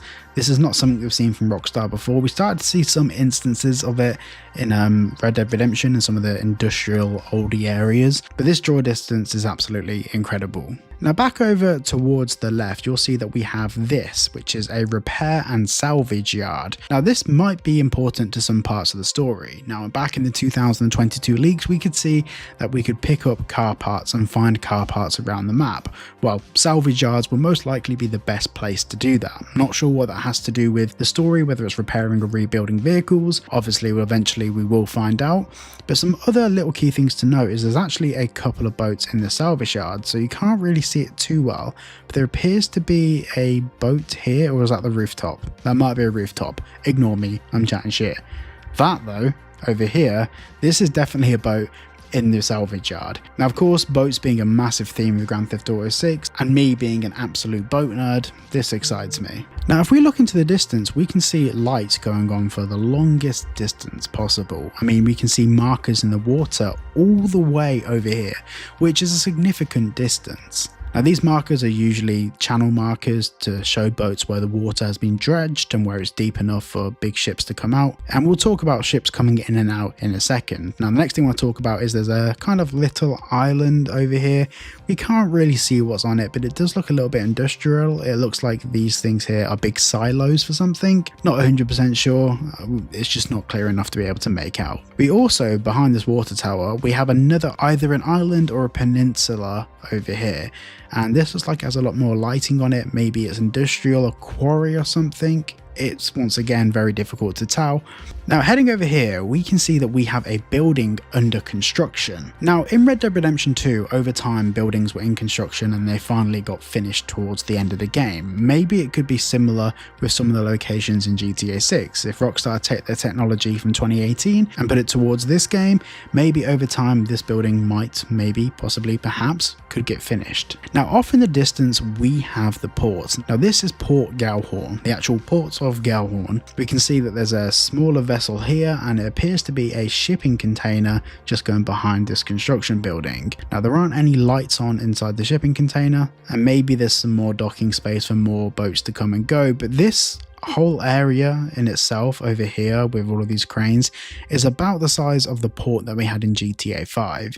So if we look at the whole of Port Galhorn, the distance, all of the industrial areas in the distance, it gives you a good understanding of the actual scale of the location that we're dealing with. This place is absolutely massive. You know what else is? Now zooming out a little bit, we can actually see that it's not actually fully nighttime yet. We can see the sun setting off in the distance, and these clouds are just very thick rain clouds. So the bottom of the scene does look extremely dark, but in reality, it's still daytime in Leonardo. This gives you a good understanding how that if you're over here in the distance somewhere, you may be experiencing different weather and different dynamics to a different part of the map, all depending on the weather systems that are built in. In Grand Theft Auto 5, if it rains, it rains. But it looks like in here, different parts of the map will be experiencing different lighting and different weather dynamics at different parts of the day / week. I mean, it wouldn't make sense to rain in a different part of the map if there were no clouds, and as we can see off in the distance, there are no clouds. Now we're going to move on to the next image, and I'm sure there's probably a couple of things that we've missed in here. I did have a little look around here, but there's not really anything that's too telling of what's going on inside the map, so we will move on to the next bit. So the next image is the Starlit Motel, and we actually saw this back in the 2022 leaks, but back then it did look vastly different to how it looks now. Now, some things I want to point out. We're going to zoom right in and start on the bottom left hand corner. You can see that the ray tracing is absolutely insane. In fact, you can see the reflection of this guy's legs down in that puddle. That's absolutely incredible, and it's a really good piece of attention to detail. And once again, we can see reflections off the side of these bollards. That's just ray tracing and global illumination for you. Now moving over, we have this vehicle. Now I've seen a lot of people talking about this image, but I haven't seen anyone mention the fact that this is a squatted truck. Now in America, well in some parts of America, squatting trucks is a popular thing to do. To be honest, I personally don't understand it, but each to their own. The whole idea is that you lower the suspension on the rear and you keep the front of the suspension the same way, so the truck squats. Now I find it almost impossible that we're going to get into this vehicle and then Rockstar are just going to automatically level the car out so it's not squatted anymore. That wouldn't make sense. In reality, this probably means that Rockstar in their vehicle customization are going to allow us to adjust the suspension for the front and rear separately, which is a really cool piece of attention to detail. We also have this woman that may be a lady of the night, I don't know, talking to someone that's inside the vehicle, and even from here we can see that there's some lights and some dials and knobs on the dash. There is a bit of detail even from this distance. Now moving across just a little bit more, we can see that the headlights of the truck are reflecting off the wall once again, ray tracing. We have a lady over here taking a picture of the cat with the flash on her phone, and you can even see the flash from her phone reflecting down onto the floor.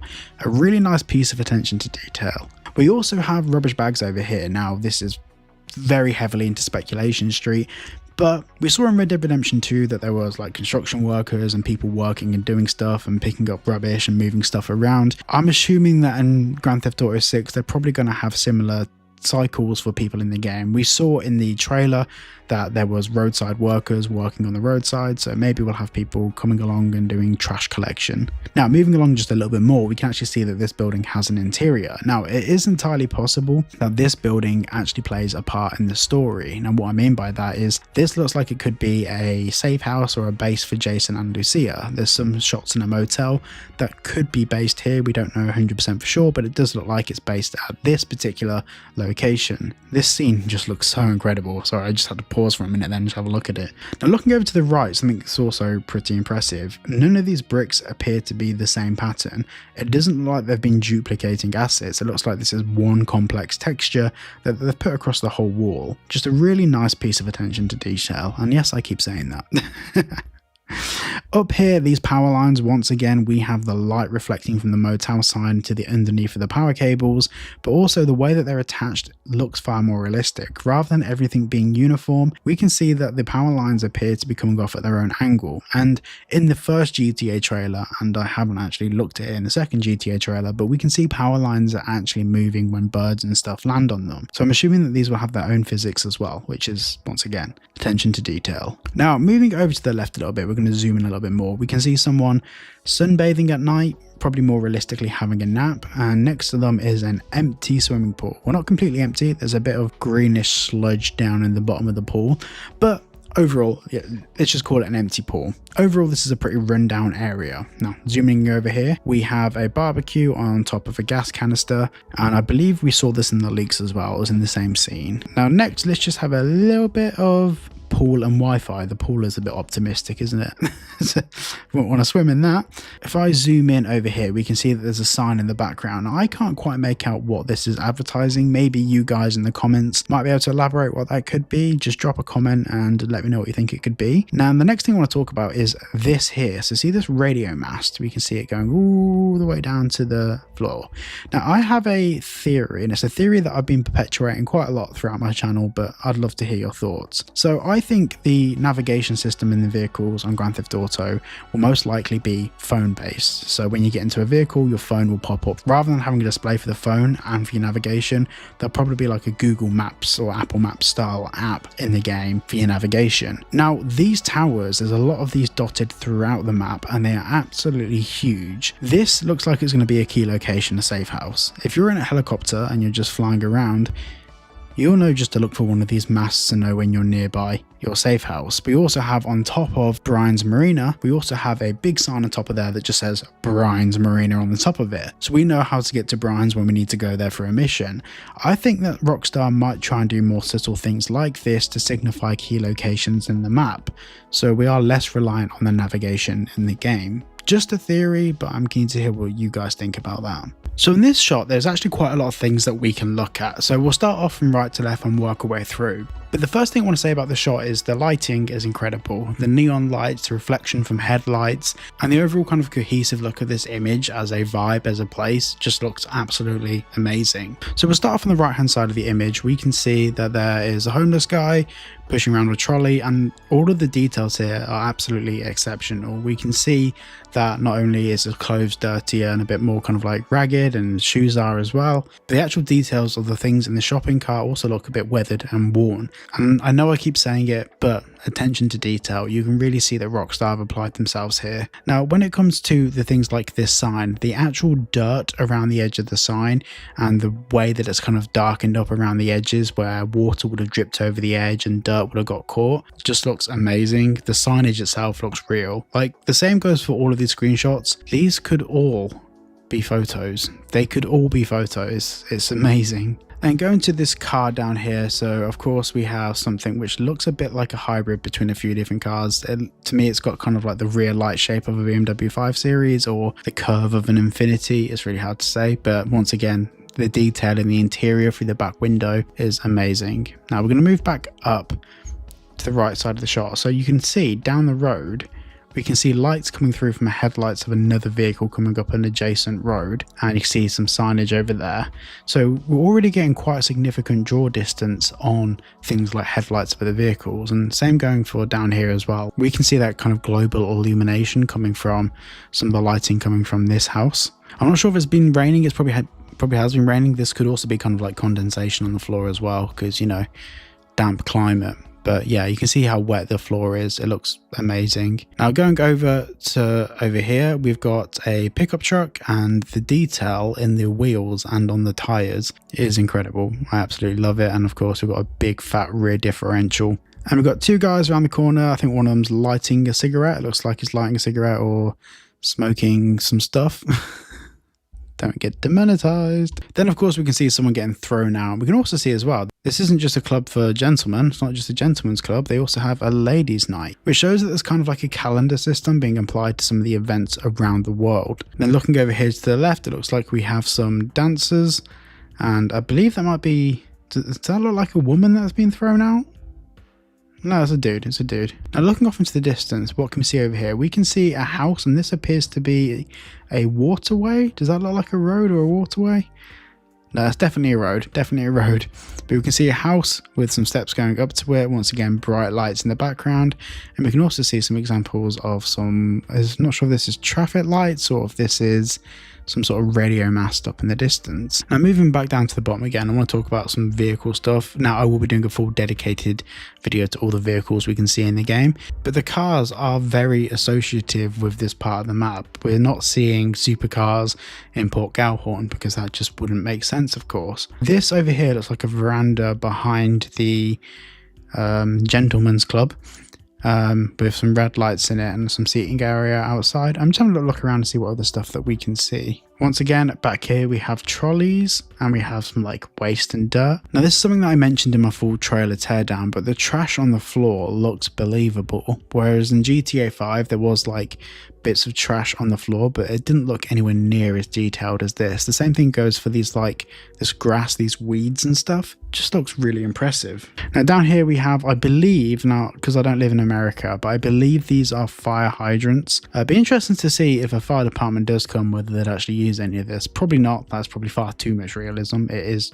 a game at the end of the day, but it's really cool how much detail's gone into some of those things. And now let's move on to the next scene. So in this image, it appears to look like it's a grow, and I'm saying that because that is the devil's lettuce, and I've seen some devil's lettuce, and I'm telling you that's devil's lettuce.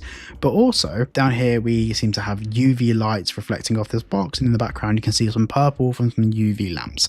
So let's just say that this is a grow, because it is. Some things to note here, that the details in this skin look absolutely incredible. We can see some scarring around here, which is awesome. We can also see some age marks around here. We can also see, you know, more thicker, darker knuckles, maybe from some physical action. Overall, I mean, you can look for yourselves. The skin just looks absolutely incredible, and I'm genuinely extremely impressed.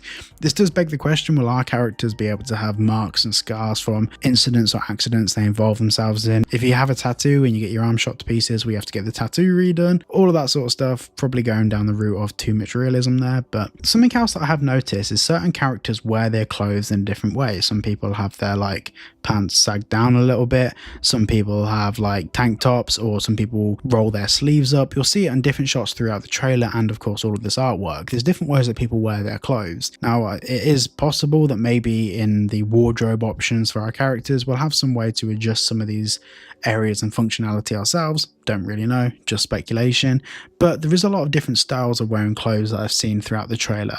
So I'm keen to see what you guys think about that. We can also see in the jewelry and in the chains, the wrist chain there and the neck chain, there is so much detail. And as we saw from Jason and Lucia in the trailer, whenever they move around, this jewelry moves and kind of like has its own physics and gravity. So I'm really keen to see how far they go with some of this jewelry stuff. It's really cool. I love it. Now in this next shot, you can see a woman handing a bag of what appears to be Viagra to a guy in the back of the car. Now an interesting point to note is the amount of detail in the door textures. If we just zoom in, you can see all of the individual pores of this either real leather, fake leather, or plastic that's been imprinted or stamped. Even the textures in the plastic on the inlay of the door handle. This is just so much detail. We even have here dirt, which this dirt here is built up around the bottom of the door handle because that's a part of the handle that does get dirty because you grab here. That is obscene levels of detail, Rockstar. Like, no one had to do that. They did that because, that looks realistic. I'm just overall really impressed. We also have the bottom half of the door here, which is like leather stitching. You can even see, if I zoom in, you can even see like the imprint around the edge where this has been formed in shape. Just incredible attention to detail. We also have Rockstar flexing here with the way that light passes through the edge of this kind of like heat shrunk bag. It's just, you'll see this a lot in the trailer, a lot of glass objects that Rockstar use to show how light kind of refracts or diffuses through these objects. It's just so good. Rockstar. Now on the forehead of this person we can see that there's dice. Now this tattoo appears a few times in a few places throughout both the trailer and some of the artworks. I'm assuming that this is a gang affiliation. Now the symbolism of dice and rolling the dice is usually taking risk and taking chances, so maybe that's something to do with one of the gangs or the groups in the game. I guess we will find that out at some point in the story. We can also see a really glassy look in this character's eyes. It's really impressive, like this kind of wet look with reflections. This stuff in games is genuinely really hard to pull off convincingly, otherwise it just looks like the character's crying. So yeah, I'm really impressed. And once again, we have all of these scars and imperfections on the face. It looks real. It just looks real. Now in this shot we have a few things going on. Firstly, we have how filthy this truck is, and Rockstar clearly paid attention to different sorts of dirt. No, I don't mean that sort of dirt. I mean this dirt is not from dust. It's from muddy water droplets. Very different from the dirt that was on Brian's car in the trailer. Now on the top left we can see that we're in a trailer park from the trailer in the background, and we can also see that NPCs are sat in different positions on the bed of the truck. This is a huge difference from what we saw in Red Dead Redemption 2, where NPCs tended to kind of sit in the same way or have a uniform way of sitting on certain sorts of furniture, and in fact only sitting on furniture or things that were designated to be sat on. In this instance we can see that the truck bed is open and people are just chilling and sat in different ways. Now looking up we can see this cold lighting over the trailer park, and we can see that this light source is pretty much dictating the whole back half of this scene. That's once again ray tracing for you. Now a bit further to the right we can see an NPC carrying a pallet while holding a bottle of beer. We can also see that he's kind of struggling to hold the pallet from the look on his face, and we have this guy looking at him. This kind of shows that NPCs are a bit more aware of what's happening around them, and NPCs seem to have a bit of their own kind of form of self-awareness. We can also see that these NPCs are in groups. We have this guy sat on the floor with his partner sat in the chair. We have these two people over here, one on their phone, one drinking a beer. We have this couple in the background that appear to be kissing or smooching, and once again it's warped because of the heat from the fire causing this kind of haze. And this whole idea of NPCs being in groups is something that Rockstar have never really done properly before. They kind of touched on it in Red Dead Redemption 2, but this kind of social setting where people have their own cliques, they have their own partners, they have people that they stand closer to or sit closer to, is once again just Rockstar imitating real life. Also, this fire needs a mention. Like, we can see all of these embers going up into the sky. This fire just looks so realistic. It's really impressive stuff. Now, in this cooler, we don't just have one type of beer. We've got a different variety of beers with different bottle colours and liquid colours. We've got see-through ones, we've got more brown ones. This isn't just like one asset pack that they've stuck in there. This is like actual attention to detail of how beers sit in a cooler. Now, let's move to the focal point of the scene. We have this man and the lady is telling the man to be quiet whilst making advances towards his trousers. Now, we can see firstly the way that materials conforms to the shape of the character's body, whether it's these trousers or this kind of like bra thingy, what's it called? Bikini top. I don't even know what is this called. I don't know, you get the idea. That thing, the American flag thing she's wearing. We can also see the detail in the hairs on his chest and on his stomach, and of course where the light reflects off sweat, which is once again insane attention to detail. We also see her kind of like smirking / biting her lip, which is kind of a new dynamic for a facial animation that I've not seen Rockstar do before. It's just the amount of attention to detail here is just phenomenal. I'm just so blown away by all of this. We can see the sweat actually running down his skin, and we also saw this in the trailer as well. This isn't just visible in screenshots. Now, with this beer, and I want to talk about this, you'll see that there's some light condensation on the beer, and you'll notice in the trailer and in some of the artwork shots as well, beers have different states. They have like fresh, cold, loads of condensation full to the brim.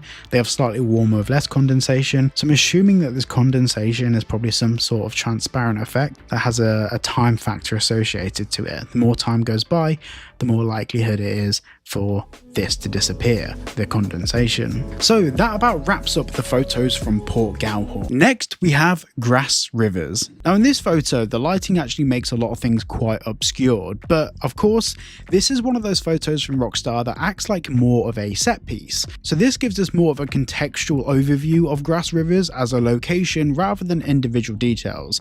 But of course, this introduces us to a reoccurring theme throughout these screenshots, which is these airboats down here. Now, without a doubt, there's probably going to be some gators hiding somewhere in these shots, I'm sure of it. But from this sort of distance, it's really hard to kind of make out what's going on in the shot other than, of course, an overview. And as an overview, there's a few things that we can actually know about the scale of this location. As we can see, this goes off far into the distance. In the background here, it looks like we have, I know it's very hard to see, but it looks like we have some pillars over here for what appears to be the bridge across the Leonardo Keys. And of course, we have a massive expanse of water here, but overall, we can see that this is definitely a very large location. If we're going to talk about scale, I'd say this whole area here is probably around the same sort of size as the port area in the GTA 5 map, and I'll just circle that so you can kind of get a rough understanding of what I mean from that scale perspective. Now, in the next screenshot, there's a lot more going on, and there's a lot more we can actually talk about, which of course is a great thing. So we'll start off kind of from left to right. Obviously, we have different sorts of plants in the water here, all of these reeds growing through grass rivers. It looks like we have a bird of some sort just sat down here. I think that's a bird. You can let me know in the comments if you disagree. It looks like a bird or something sat in the water. Now, before we talk about some of the other detail in the shots, I just want to point out some of the lighting techniques going on here. So, of course, there's different conversations that we've had before about ray tracing and how lighting is interacting with objects. Whatever technology Rockstar is using, it definitely looks convincing. The way that the light hits the water, and of course we're getting the shadows from the plants, and we're also getting reflections in the water. A good example is down here.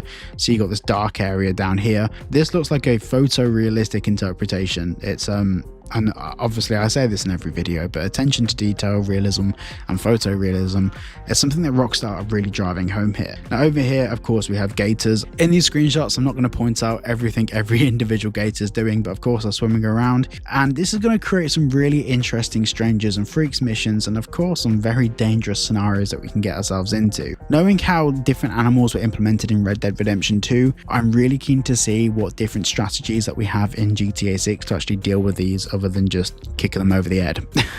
or shooting them. Once again, we have more wildlife here, and this is a very akin to what we saw in the first GTA trailer of that nice wide panning shot, which looks like it's in this general vicinity. Now, something that I haven't seen a lot of people talk about, and we will adjust the center of the image in a minute, but this helicopter up here, the downdraft from this helicopter is actually causing water and particulate effects to build up underneath the helicopter. You can see it's disturbing the air around it, disturbing the vegetation, and this is something that we haven't really seen to a realistic effect in any of the Grand Theft Auto game. Something that I've noticed from a lot of the screenshots from each individual location is that the particulate effects just look convincing, and the same can be said for the airboat over here. So we can see in this airboat, we can see that it's like kicking up water behind it. It's blasting the environment. Very interesting to see what this will look like from the third person gameplay perspective. Will that obscure our vision, or how will the camera be positioned in the third person? Obviously, Rockstar will figure out a way to make it really nice and clean, but still, it's an interesting bit of food for thought. Now, something else I want to say is we can see different textures and different styles of mud, dirt,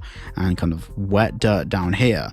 This is something that we have spoke about before. We have more wildlife over here, but we can see that there's like a variation from what appears to be sort of maybe rocks or built up dirt to really wet mud down into kind of clearer water down here, clearer being subjective, but we can see that there's different sorts of marshland. And if we look at Grand Theft Auto 5, we can see that there's very clear boundaries of where, you know, water starts and dirt ends. It's very rigid and linear. And we can see in Red Dead Redemption 2, they took that kind of marshland vibe to the next level with different sorts of dynamics that affect how you walk. You know, in the start of Red Dead Redemption 2, when Arthur's walking through the snow, we could see how the snow was dragging him down, and the same sort of thing would happen with mud like this. Now, moving towards the middle of the shot, we can see we have this pickup truck, and you can see on this pickup truck he has a trailer on the back, and the trailer's full of gators all kind of tied up and in the back there, and he's just hanging off the back of the bed of the truck here. Now, of course, whether this is part of a cutscene or whether it's a staged event for these screenshots, or whether this is part of the Strangers and Freaks activities we'll see throughout the game, it's really hard to say, and it's also really hard to say who's driving. It's entirely possible that this is maybe Jason or Lucia driving, and in a random Stranger and Freaks mission, we have to help this guy escape in his pickup truck. You can also see here from the police car following, and the one back here as well. This leans back into something that we spoke about previously, in fact, in many videos, which is the NPC AI system. So rather than the police just following you on roads, and to be honest, the AI system for traffic being kind of dumb, we can definitely tell, especially from the patents we've seen so far, that Rockstar are taking NPC AI far more seriously for Grand Theft Auto 6. The fact that police cars will follow you off the beaten track and they'll traverse through different areas to follow you shows, once again, I must say it, boys and girls, attention to detail like we've never seen before. Now, moving on to the next screenshot, there's a lot in here that I'm not going to discuss, and we'll go through it bit by bit. So of course, this looks like a area on the edge of grass rivers that kind of borders onto another area, and in the background we can see Vice City, kind of the downtown district of Vice City, and we can also see these water towers over here. Now, something that I want to touch on is firstly the boats. So I've done a whole separate video about boats that you can go and check out, and I go into unbelievably nerdy detail about what each of these boats are and what they may be used for. And the only one that I was a bit unsure about is actually this blue one over here, because, well, you can watch the boat video if you want to know more about that. But there's a few things that I want to quickly touch on. So I've done a dedicated video about this as well, but this person over here looks to be either a very, very petite woman, or alternatively a child or a teen of some sort. Now, this is something that's been very controversial in the Grand Theft Auto community, whether children would be in GTA 6. I personally don't think that there will be, but if there is going to be children in the game, being in areas like this where they are kind of, you can see from the path here, they're sheltered. You can't really get a car in here to cause damage, and boy, you better believe people will try. But that's probably the most realistic way for that sort of stuff to get implemented. Now, some other things that are worth talking about is the actual density of NPCs. And also, NPCs aren't lazily just sat all at tables. There's people here leaning against railings over here, leaning against tables, leaning over the edge. There's so many different people in different poses and doing different things, and it makes the scene just feel far more alive. And you can even say that with these umbrellas around the edge here, you can see that they're all at different rotations, different positions. it just makes this feel more convincing to how it would actually look in real life. Now, moving just over here, we can see that this building appears to have an interior of some sort. Now, we don't know who this is. Maybe it's Jason, maybe it's not, but it looks like this is maybe a safe house of some sort or a property that we can own. It looks a bit more like it could be an office building, an apartment. It doesn't look so much like a restaurant as opposed to this one over here. And if so, it looks kind of a bit empty. I think that's the right word to use. And it also looks like this pier over here is either not been finished being built or it's been destroyed. And that's actually something that you've seen quite a lot of in Miami in real life, in the surrounding areas in Florida. There's loads of buildings that have these kind of piers that were once there. They kind of fell down through hurricane storms, whatever it might be, and people have just kind of left them and they end up becoming a place for seagulls to do their business.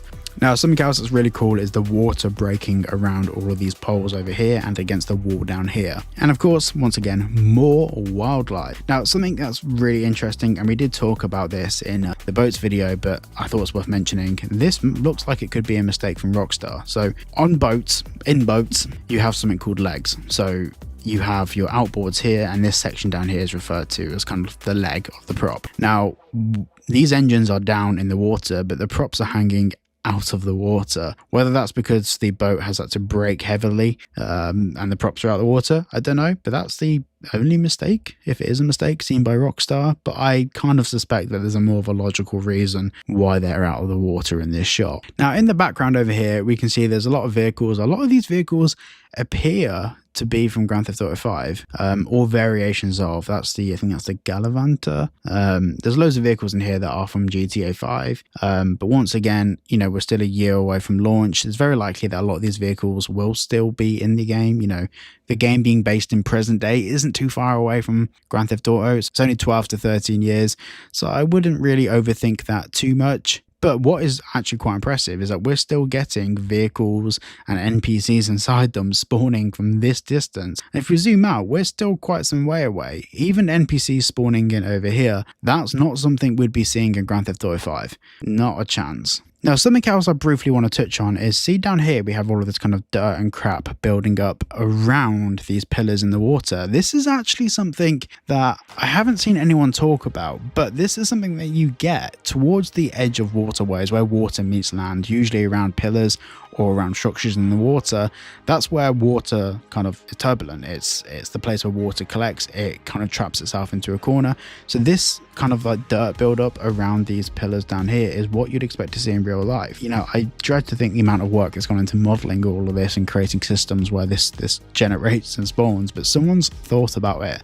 Someone's put in the effort. Now, something else I want to touch on is, so obviously we've heard rumors about how many interiors would be enterable. We can see here that this is an explorable interior on the left, or at least a parallaxed interior. It looks like an enterable interior of some sort, but on the right, it doesn't appear that is the case here unless these all have curtains over it. The same thing applies for all of these buildings around here as well. It doesn't look like any of these are enterable other than maybe the bottom floor. It kind of looks like we can see a little bit inside that bottom floor. So when it comes to enterable interiors, it's a whole conversation for a different video, which we have gone into in the past. But it's really hard to say. You know, Rockstar wouldn't have every interior visible from the same draw distance. You would have things load in. You'd go from textures to actually parallax to then being a visible interior. So how Rockstar will implement the technology, I have no idea. It is worth saying that from this distance over here, it looks like this building over here, we can see through it, so it looks like maybe that is an enterable building. It all depends on how they're implementing the technology. Then we get to this screenshot. Now, we did go over this one a little bit more in the boats video. Of course, it is a boat screenshot, but there's a few things that I'd like to really kind of dive into in this one. So firstly, we have the guns and the detail on them. This looks absolutely phenomenal. Like from a weapon design perspective, they've definitely taken, I mean, like everything else in the game, they've taken it to another level. Something else that we can see is things like sunburn, skin imperfections, dirt buildup on skin, tattoos, the way that you get things like tan lines where someone's been wearing a hat. These are all bits of detail that Rockstar didn't have to implement, but boy, we're grateful they did. Now, Airgator airboats. Looks like it's the airboat, either a rental company in the game, or it's some sort of like, maybe some sort of like excursion thing, the same way that you have in the Everglades in real life. And like we were just saying about the guns here, you know, so many different attachment options, different magazine options. So much attention to detail has gone into all of this, and even things like clothing options here. We can see that the belt is worn and it's kind of sagging down and it's a bit wrecked. These are all the things that it kind of ties back into that whole question of why is this game taking so long? Well, things like this is your answer. And Grand Theft Auto Online. Once again, I know we've spoken about it before, but beer, you can see that the glasses, like the bottles, you can see through them. Just looks so good, so damn realistic. And then this here, I'm not sure, you guys have to let me know, but see these kind of like, what do you call it in America, saran wrap? In the UK we call it cling film, but these like bags of stuff that have all been wrapped up. Do you think that's alligator meat, or do you think that's contraband? Let me know down below, I'm not sure. And this looks like tackle or lure. Oh, you guys will have to let me know. I'm not very clued up on like hunting and fishing, so you guys will have to fill me in on the details down below. That's something that we spoke about in the boats video, was the actual texture on the floor of the boat. Here we can see that there's actual wear and tear on the floor of the boat, and of course we've got the like kind of camo effect on there as well. Now moving to this screenshot, we can actually see more of that detail about the wear and tear of the floor. So you can see here the boats are all worn. I'm very interested to see whether boats have different wear patterns, you know, whether this is a copy and pasted texture from other boats or whether each individual boat has different wear patterns. Really hard to say.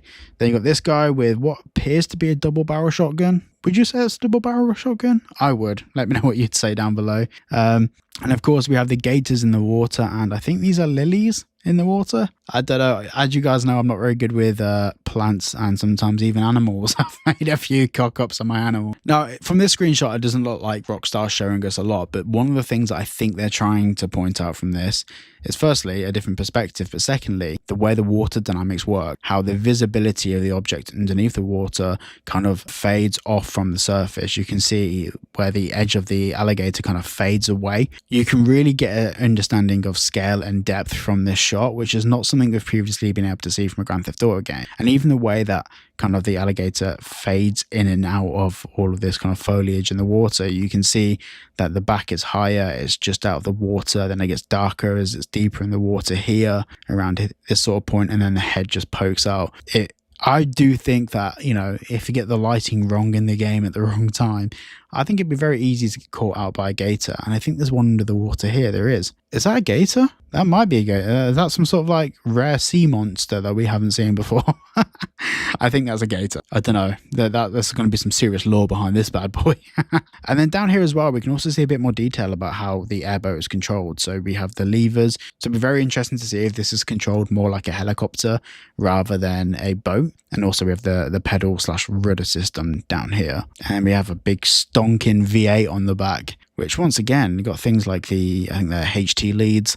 All of this stuff is just so detailed. Like, it's detail that no one would have been massively bothered if we couldn't see the movement of HT leads or any of that. But we are so glad it's there. Little thing's got a canister over there or something, a can of drink or something. I'm not sure. Resting on the back of the boat. I think that is. Would you say that's like a drinks can on the back here?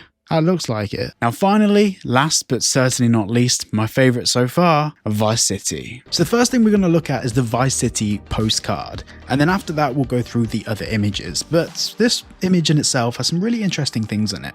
So the first thing that we can see is just how beautiful this water looks. We can see here, we've got these darker areas around here where the water is deeper, and we have some lighter areas such as over here where the water is a little bit more shallow. The actual different shades of blue and green and kind of like a tealish sort of colour we have going on in these waterways is extremely diverse and vast, and to be honest, this actually looks more blue than Miami's actual water does. But the whole point is to give off this kind of like Miami tropics vibe. And this is actually more like Bahamas coloured water. Maybe some of the greener bits are a bit more accurate. But the whole point is to convey not just an accurate image, but an aesthetic image also, because that is important. And Rockstar have absolutely nailed that balance in this shot.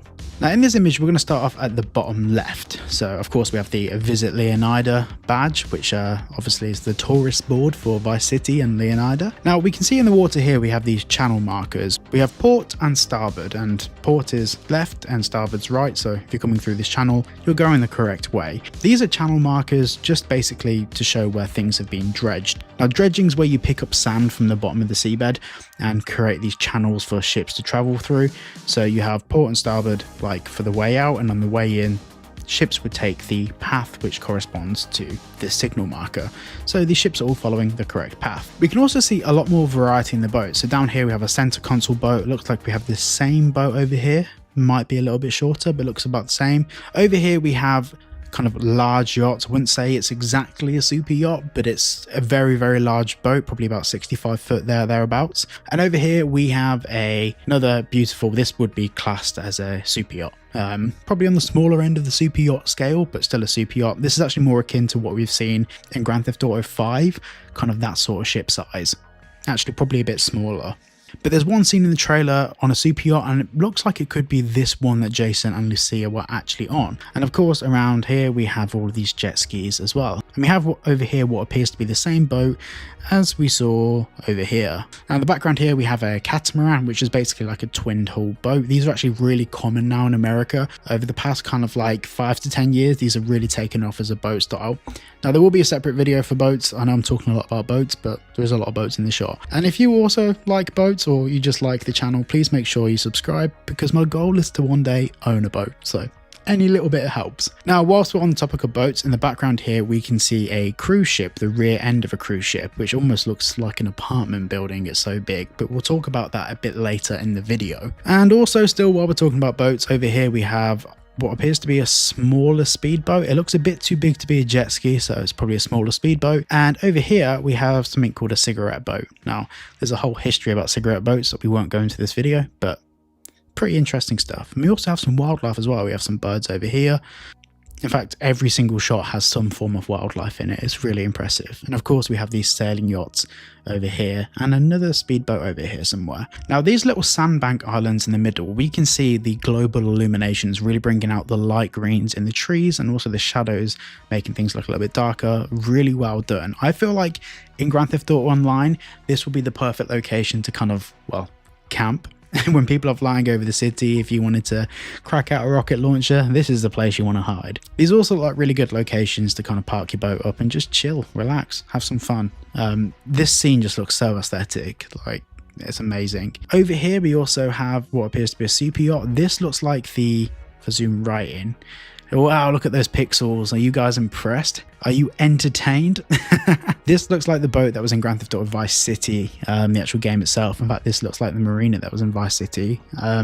Yeah, I don't know. I mean, it's too hard to tell, but it looks like a similar sort of color scheme and shape of boat. Now over here we have the Ferris wheel, but we will talk about that in another shot a bit later on. Now I want to move up towards the skies a little bit, because these clouds, which are volumetric clouds, they look really good. We can see the areas that are kind of like overexposed, which is kind of a bit like the photographic style for the shot. But overall, these clouds do kind of make the image look a lot more convincing. If you replace this with kind of like a blue sky, just a flat blue sky, it takes away from that kind of immersion and realism of the shot. And of course, in the sky here, we have a helicopter, and we also have some more birds.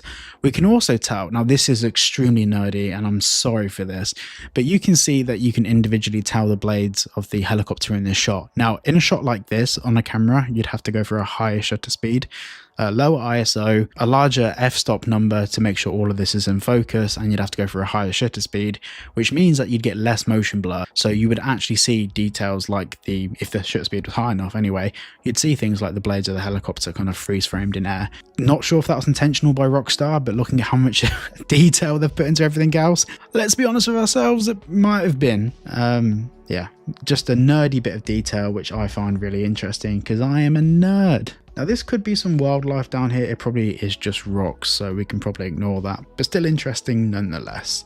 Now looking just across this waterway back to where we saw this catamaran over here, we can see that some kind of like apartment buildings, houses, and some of these have slipways and docks just outside them. It'd be really nice if they bring back that thing from Vice City where we could buy and own houses. It'd be great to have a boat that we keep outside and stuff like that. Obviously wishful thinking, but There's a lot of apartment buildings, and I'm guessing this is where some of the nicer houses are in this general vicinity. Probably not the cheapest of real estate, but yeah, really nice area. And looking just a bit further afield, we have the same sort of thing going on. You have some kind of larger houses, some mansions, so to speak, and some really nice boats in the background. I say nice, we can't really see. They're probably nice. Let's assume they're nice. Now, if we zoom out a little bit and just get a bit of contextual information about the shot, we can see the absolute insane amount of skyscrapers. In fact, most of these buildings are taller than most of the buildings we had in Grand Theft Auto 5. There's a lot of skyscrapers going on here, and the downtown area of Vice City looks like it's a bustling hub of life. And some other things that I did notice as well is, for example, we have this crane, which obviously goes down the side of this building. Absolutely huge, and I mean, the scale is really hard to tell from this angle, but it looks like it's bigger than any of the cranes that we had in GTA 5. Now, before we get back to the skyscrapers, I just quickly want to talk about over here. Once again, we have these smokestacks, and I spoke about this in my Port Galhorn video. The smokestacks look insanely realistic, like the actual smoke coming off them, especially when you think about like how far away this camera shot is. To be able to see smoke coming out the top, that's a pretty large draw distance. And then just behind it, it looks like we have a kind of like control tower, this blob here, which could be the airport. I need to kind of update myself in a bit of mapping knowledge, but it looks like it could be an airport, and in the background we have some larger buildings as well. We also have some quite nice architecture buildings over here, and it's the same actually for pretty much all of these buildings. They look very Miami. Now, with these skyscrapers, obviously we've had multiple theories about how many interiors would be visitable. In my personal opinion, if 5% of the interiors in this game are visitable, that's an absolutely insane amount of interiors, and not really a number that I can properly comprehend. Obviously we had that 70% figure floating around. I mean, obviously that would be great, but I don't think it's possible, and I think that even if we had 5-10% of the interiors explorable, when you think about, you know, how many possible interiors there could be in this shot alone, I think it would take us years to find all of those interiors just in this area, never mind the rest of the map. So I'm optimistic, quietly optimistic, that maybe there'll be an unspoken amount of interiors that we can visit, but obviously I have to appeal to the realist in myself, and you know, already everything we see here is beyond what we can comprehend in a video game, never mind factoring in like a sheer amount of interiors on top of it. So we'll have to see.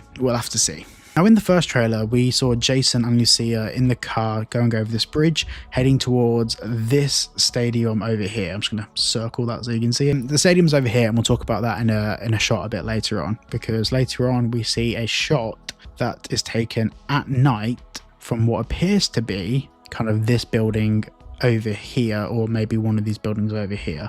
I think it's a shot taken from here, but we'll go to that a bit later on.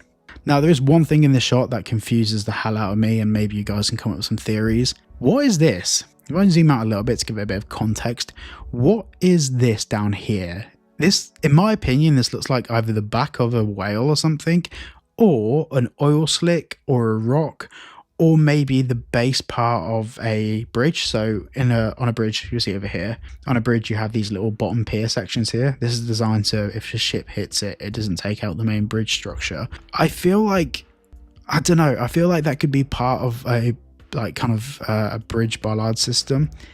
I don't know. You guys let me know. It's confusing me and it's bothering me. So please comment your theories, because it's annoying me.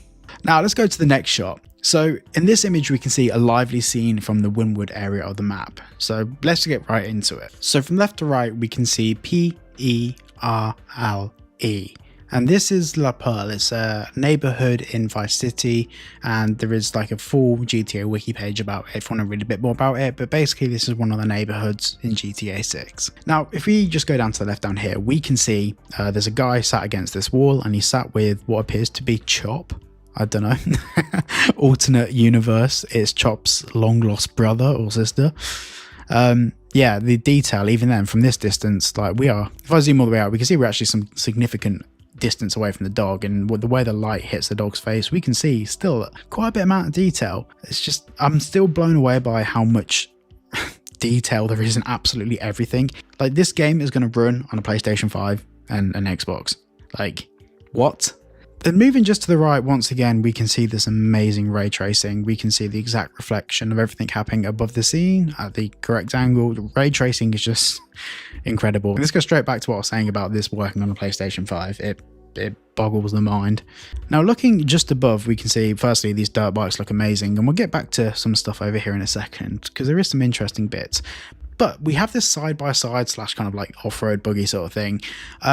Few things to notice. Obviously the wheels are massive, these are absolutely huge for this sort of vehicle, but the suspension is purple, obviously matching into whether this is like a gang related thing or not, but there's a lot of purple accents going on in people's headwear and stuff. So, you know, maybe it is possible to actually change the color of kind of like individual components, things like suspension, all of that sort of stuff. Maybe that's possible.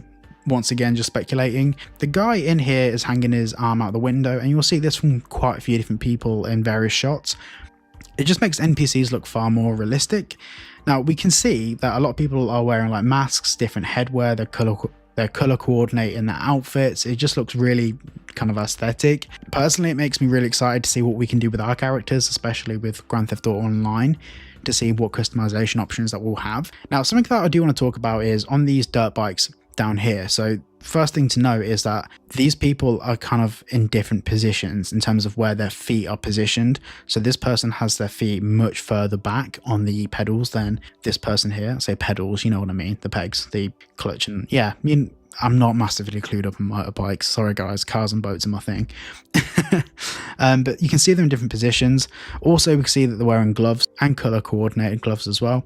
Now, of course, we have this person doing a wheelie. Once again, it looks amazing. We can see some exhaust smoke coming from the bikes, like especially from that sort of distance, and also how far away we are from that activity. Just that detail is absolutely beautiful. Now, obviously, we have a lot of street art going on here. It'd be really interesting to see if Rockstar actually got artists to make this stuff, or whether Rockstar created it themselves, or maybe they employed some artists to create some of this stuff. I think it's really cool, and you know, a lot of credit to go out to them because this stuff is genuinely really impressive. Now, over here we have what appears to be an income tax office, and it says real estate notary something fee. I don't know, but I don't think this would be like a real visitable location, but there's a lot of references to stuff that is actually in the Vinewood area and things that are actually in Miami, you know, tax offices and stuff like that. It's really cool attention to detail that just helps, once again, and I keep saying this, but make this world look more convincing. And going back to the left, we can see the dirt on the back of this sign. Really nice. Now going over to these NPCs over here, we have obviously an NPC walking on the side of the street who looks like he's built pretty well. He actually looks a bit like Lincoln Clay from Mafia 3. I don't know, guys. You let me know what you think. Over here we can see a character has their eyes closed because they're probably blinking, and this is like one of those things that Rockstar just do really well. Like this shot is realistic because when you take a random photo there will be someone blinking in the shot, especially this amount of NPCs. It's quite likely. Just another piece of attention to detail that Rockstar have included. Now back up to the top of this shot. So we firstly have some birds sat on top of the sign, and this brand here is called Man Man, and this sign says Pacho mais délicieux, which basically means cheap but delicious in French, which is such a Rockstar on brand thing to do, having brands with like kind of semi-shit taglines. It's just unbelievably Rockstar, and it looks like this brand do things like snacks, some drinks, maybe like coconut water, strawberry water, stuff like that. And that looks like it's dog food. Is that dog food in a tin? You tell me. This logo looks very similar to the Marmite logo. So it's pretty cool. Now moving over to the right of the shop, we have these apartments, and we'll talk about this a bit later on, but as you can see, you can't see any interiors for these apartments. Now, me personally, I initially thought maybe this meant that we won't have interiors for these, but a few people have made it clear to me that as you move closer to these objects and these interiors, you might go from like this kind of like blanked out window effect into something like, you know, you see the windows look a bit blanked out. You might go from this into something a bit more kind of like a parallax effect or an actual interior. The whole point is rendering all interiors from this distance isn't possible. Now, do I personally believe that we'll be able to visit all of these interiors? Like I said before, I highly doubt it. But to make the interiors look more realistic, obviously from this distance, they're not going to render them all in because it's just a waste of GPU usage for whether it's your PC, console, whatever it might be. Now, over here, we have obviously a Chevy and a guy hanging his arm out the car, but that's not the interesting bit. The interesting bit is just behind it. Simon's Tires. Now, these are actual tire shops. Now this is a stretch, and once again we are walking heavily down Speculation Street. Maybe when we pop a tyre, or we need to buy bulletproof tyres or coloured smoke tyres or something like that, maybe we just have to go to a tyre shop rather than going to like a normal garage. Maybe there's different garages for different things, different garages for paint shops and wraps, different garages for like auto repairs, different garages for modifications.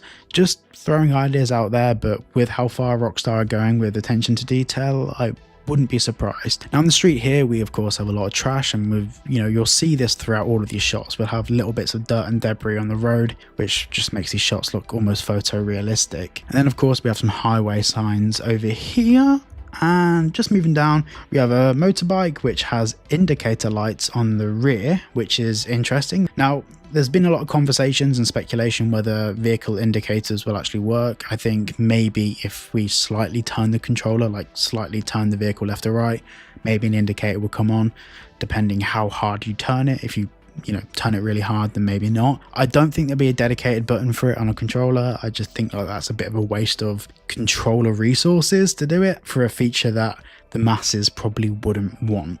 Now, before we talk about this vehicle here, I do want to mention that over here, these blades of grass, you can see individual blades of grass. And I know a lot of people spoke about this, but it still blows me away that this just looks so realistic. Over to this vehicle, we can see firstly the differential in the back. We can see the exhaust smoke, which we've just spoken about before, looks really good. And twin exhaust, twin lots of smoke.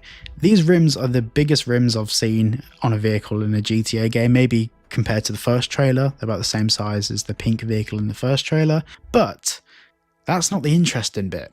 The interesting bit is that the front wheels are bigger than the rear wheels, and to make the car level, the front suspension has to be lower than the rear suspension. Now, we spoke about this in the Port Galhorn video, but I personally believe that we'll be able to not only change the ride height of the front and rear independently, but actually choose different size wheels for the front and rear to give our vehicles kind of different aesthetics and angles and stuff like that. So this just shows that Rockstar are taking modifications far more seriously. We can see on the back of this vehicle, we have these red lights at the rear, which once again, keep saying it, but they look realistic. And we can see ray tracing doing wonders here on the chrome of the bumper, on the reflections on the window, on the side of the car. I mean, ray tracing in itself just helps things look far more realistic. Really, really, really impressive stuff. Even things like the underside of this bridge, you can see watermarks or water has ran down the bridge. They've definitely done their research, and obviously we had those rumors back in 2019 that they had scouts in Florida and in Miami looking at locations, taking photos, and basically just recreating those scenes in the game with Rockstar's flair. It's really, really cool stuff. Now, this location here appears to be enterable, so it looks like this door is open, and this here is a window that goes through the shop, goes through one window and goes through another window the other side of the shop. So, and we can also see reflections here of the trees up here. So it does appear like this is actually an enterable interior over here. Not sure what it could be. Can we see what it is? Ah, tactfully placed trees. Thank you, Rockstar. I guess we'll never know. And from now on, we will keep seeing this, the Gloriana number plate. We know that Gloriana is supposed to be the Georgia part of the map for GTA 6, so we'll keep seeing that from now on. Now, this shot probably deserves its own video, but this shot is, there's so much going on, and I think the best way for us to do it is just to go through it step by step and go through kind of the individual points of interest. And there will be so many things I miss, like thousands of things I probably missed in this shot, but I will do my best to try and cover everything in as much information as possible without missing anything. If I have missed anything, it's not intentional, but make sure you drop it in the comments just so I notice it, and maybe at the end of this series we'll go back and revisit some of the things we missed. So at the bottom of the shot, we can see this poster. Now this poster down here is obviously advertising this building. Now this building, the Sumerian, is either a hotel or like the Sumerian apartment blocks. I'm not really too sure. It looks like it could be a hotel. We have this kind of like veranda public area that has like a pool over here and a nice little seating area. And we can also see, if we move up a little bit, this appears to be an interior, or at the very minimum a parallaxed interior.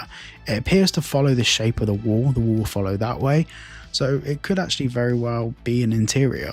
We also have these really beautiful lights across the balcony, which maybe Rockstar use a sort of system where, you know, interiors that are enterable will have some sort of feature that stands out so we know they're an enterable building.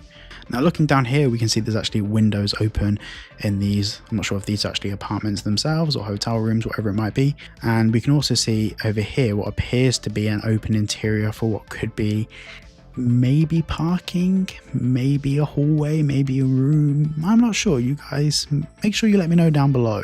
Now looking down here, if we move down to the bottom of the image, we can see that there's of course a lot of vehicles going on, but also some vehicles don't have headlights on. When I say some, I mean one vehicle. This vehicle down here has kind of red lights at the rear, but no lights at the front of the vehicle. So we can see the rear lights, but maybe it's an option to turn off your headlights. Maybe you don't have to have headlights on all the time. You know, some people do drive around at night and forget to put the headlights on. I know you have to flash them on the bloody road. It's annoying, but yeah, we can also see all of these NPCs. Now, just to make this 100% clear, we can see NPCs here, and we can see NPCs over here, over here, over here, over here. And let's just zoom out, see how far away we actually are. We can see NPCs down at the very bottom of this image from this draw distance. That is almost unheard of in a Rockstar title. In fact, that's almost unheard of in any game. Let's forget Rockstar. Let's just talk about any game. It's absolutely incredible. And once again, the headlights of these vehicles look so realistic. You know, this over here appears to be like maybe like a Porsche Macan or something. It looks like we've got an Evo over here. Yeah, I mean, because obviously some of these vehicles may be new or adaptations of previous Rockstar vehicles, it's hard to say exactly what the vehicles would be called. So I'm just going to refer to them to their real names. We've got a Lamborghini, which probably would be an Infernus in the game. But yeah, and also over here we can see that the concert hall, we can see through this window into this kind of walkway here. So once again, that's either an interior or just a window. Not really sure. Now, the concert hall is an interesting thing to talk about, and the reason why it's such an interesting building to talk about is a lot of games online will have events. Fortnite had online events, music events. There's all sorts of really cool stuff that we might be seeing in online for GTA as well. You know, this would be a great opportunity for Rockstar to do collaborations with rappers, singers, where we can attend online events. I think Rockstar probably will go more in that direction of a fully fleshed out online system to compete with the likes of Fortnite and all of that in terms of the offering that they have for us. You know, maybe it's stuff that we might not enjoy, but it's definitely stuff that would be really cool and a different approach. And these venues all look like they're for that to take place. Now, walking across this bridge from the main concert hall, we go to a place here which has like ballet, and we can see that this building here is the Galena Ballet and Opera House. Ballery. The Galena Ballet and Opera House. Now, once again, I mean, ballet, I imagine most Grand Theft Auto players aren't into ballet. I feel like this is more like a high life association thing where, you know, as you become very rich in the game, maybe you'll hold meetings at the Opera House or something. I don't know.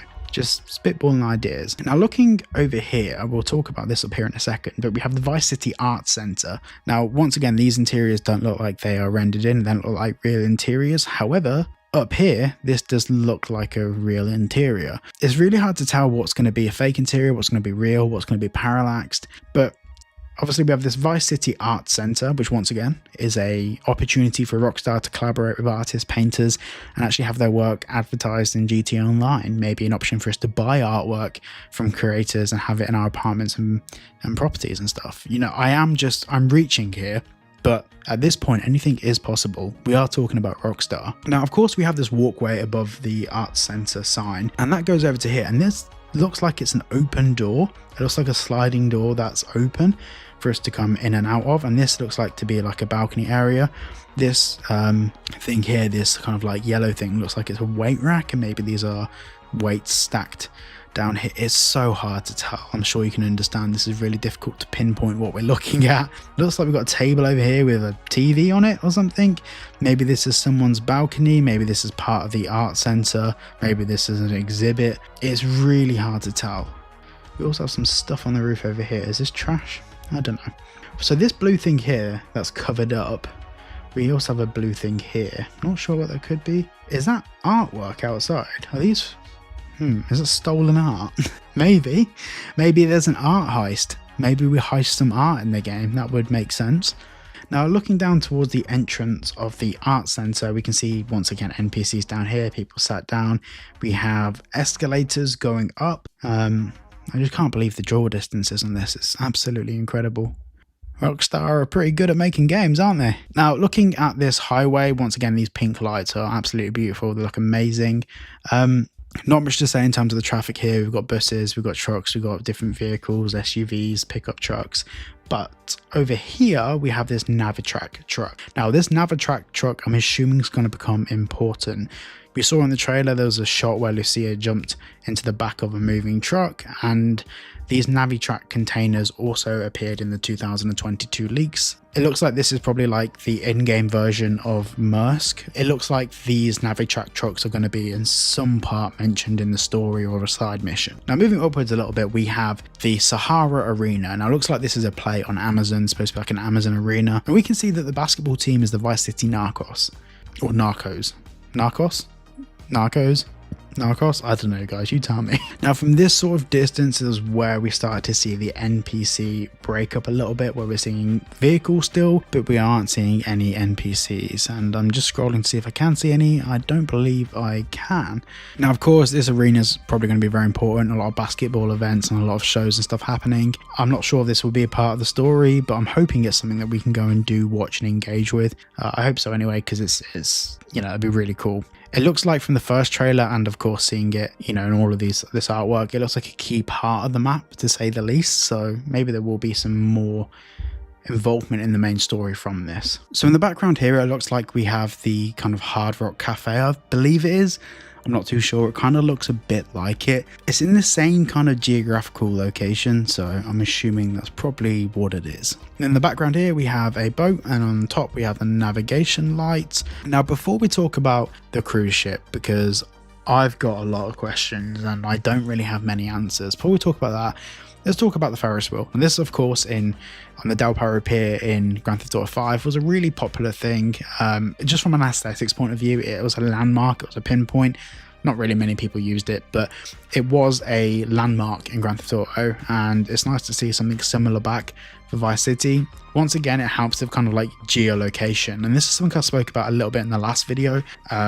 Significant landmarks, so when we're navigating the map, we kind of know where we are. This is kind of one of those things that will act as a significant landmark. This will be, you know, let's meet up at the Ferris wheel. That will be the kind of general approach. Now let's talk about the cruise ship. So the cruise ship is really hard to kind of make out what's going on with the cruise ship. So at the back of the cruise ship, we have the bridge up here. Now the bridge is where you pilot the ship from. It's where you captain the ship. Normally bridges are at the front of the ship here. This ship layout is a little bit weird. Maybe it's similar to, I don't get me wrong, I love boats, but I'm not that clued up with cruise ships.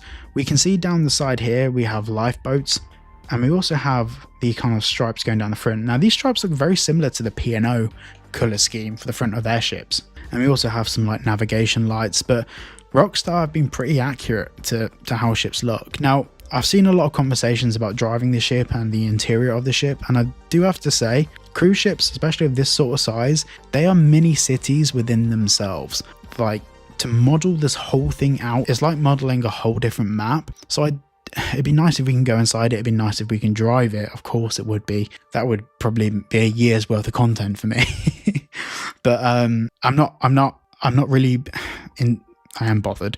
It's not going to be the end of the world if we can't drive it. It would be nice to do that though. But yeah, we'll just have to play things by ear and see what happens. Now, once again, we have these boats down here. Now, I spoke about this in a dedicated boats video I did for trailer 1, but the white light on top of the boat is an anchor light. So when you drop your anchor in the water, you know, to make sure you stay still, the white light's on. So if you see a boat without a white light, it's moving. If you see a boat with a white light, it's at anchor. So this boat's at anchor, that one's at anchor.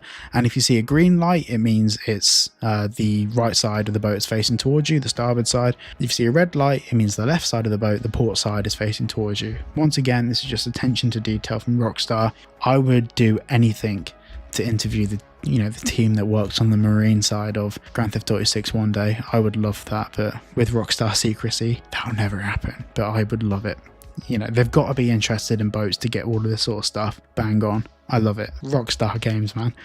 Now, the port area of Vice City is massive. You know, we've got like 1, 2, 3, 4 gantries for loading cargo ships. Yeah, and obviously we have all of these cargo bays over here. I mean, this, if you actually just think about how big this whole area of cargo storage is, like in terms of the dock. It's massive. It's just going to be impossible for any of us to explore all of this. Like, even when the game comes out, we're going to have to map the game when the game comes out. Then of course we have this signage in the background, these advertisement signs, which we can't really read what's on them, but they're really cool. Now what's really interesting about, see this building here, see how we've got this kind of like black thing moving out over here. Let me just show you in a bit more, less detail, but it's more zoomed in. So this here is usually what goes across to the ship so people can board the ship and get on the ship. Now these are terminal buildings. It's kind of the same thing you have at airports, but it's for boats. It looks like there's probably another one of these behind this ship. Or this ship is moving. Potentially this ship is moving. No, I can't see a wake behind it. Maybe it's not moving, but yeah, so this is kind of like the whole like terminal building of Miami, the for the port of Miami. And of course we have a helicopter in the sky, and then once again looking to the distance, this draw distance is absolutely incredible. Amazing work, absolutely love it. Such a beautiful map. You know, I sometimes get comments that, you know, I just glaze Rockstar, you know, and I have been critical of Take-Two in the past. I think we all have been. But it's hard to look at this and to look at all of this. It's hard to do that and not appreciate the amount of work Rockstar have done here. None of us have ever seen anything like this before. This isn't a game, this is a world. Rockstar building a world, an ecosystem, an environment for us to spend the next 10 years. And, you know, this is probably a topic for a different video, but when we talk about the pricing of games, if this, you know, obviously the more affordable a game is, the better it is for everyone. People don't like to spend money, especially with, you know, the world's current climate. But if this game does cost $100, like people are saying that it will do, maybe it will do, can you honestly say that this wouldn't be worth it? Because I can't. Obviously my financial situation isn't the same as everyone else's, but if this game cost $500, I mean, I'd rather buy this game than buy a console or buy a PC. If I had to choose between, you know, sticking with my current setup and playing this, or buying a really nice TV or whatever, or something that costs 5 times as much as this game wins over pretty much any purchase I can make. Yeah, I don't know. Anyway, now there will be loads of things we've missed in this image. We're going to move on to another image for fear of making this video 5 hours long. Now in this image we have money flying around, and if I just zoom into the actual money itself, you can see the detail in the notes. Even the notes have serial numbers on it. That's how insane Rockstar have got with the attention to detail. We can see that tattoos look really realistic, and obviously oil and sweat, whatever it might be, you can use your own imagination. It makes skin reflective and light bounce off skin in a certain way, which is just incredible. I really think Rockstar have gone to the next level. We can even see here that this clasp, like just the little bits of attention to detail. We can also see a character with their tongue out, and also teeth, lips and tongue all look realistic. Games developers keep making the mistake of making this look like a texture.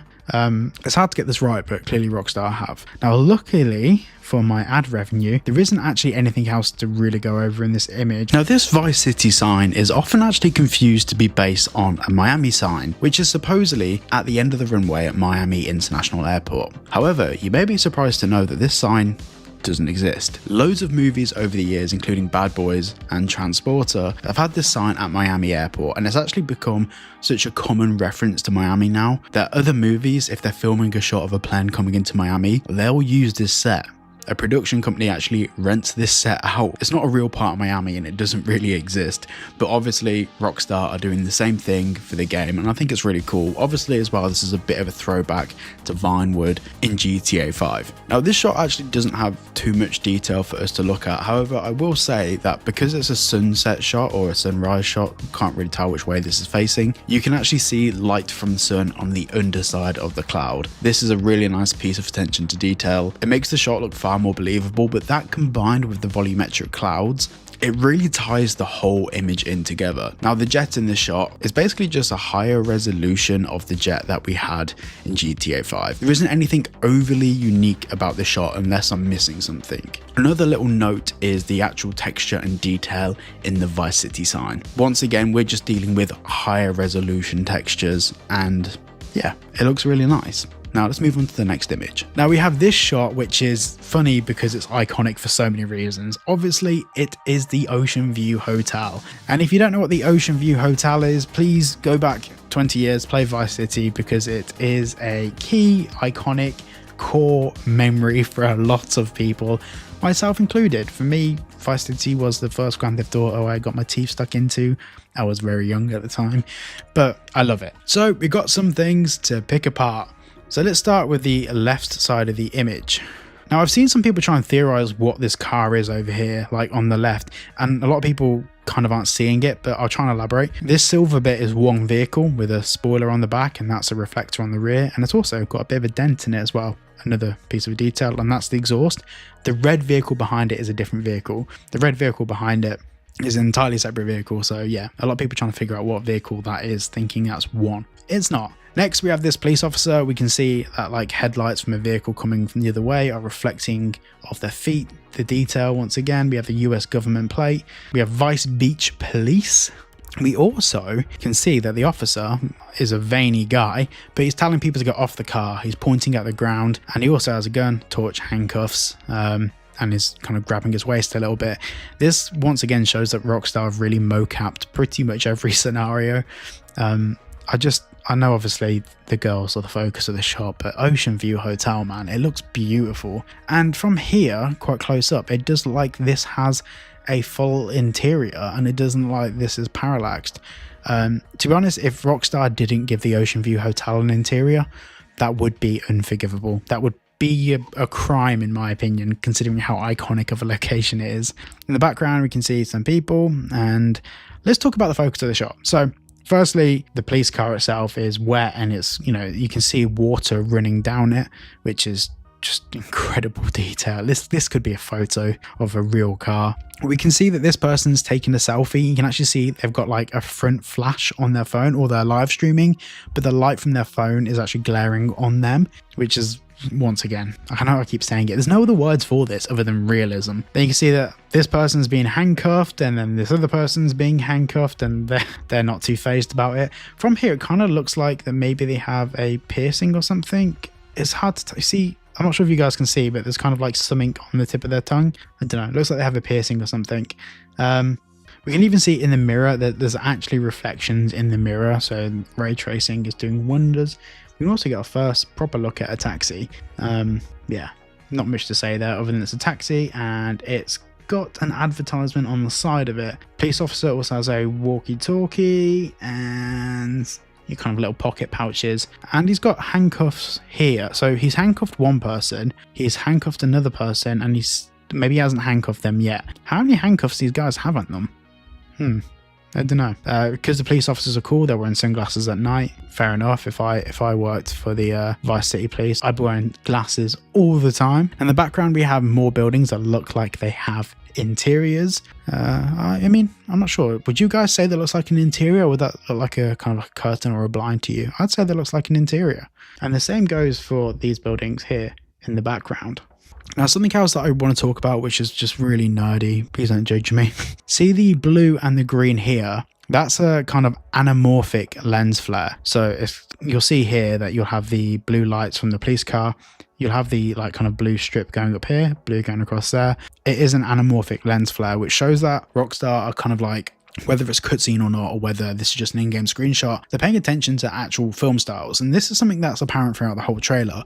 Even though some of the trailer was gameplay, and I did a full video about that, Rockstar are clearly paying attention to the aesthetic qualities of it, because they want it to feel like you're playing in a movie. They want you to feel like you're the main character in a movie. Then up here we have a flag which is red, white and red with a little symbol in the middle. Now to me, I can't really make out what flag that is. It looks, the closest flag that I can see that it looks like is the Peruvian flag.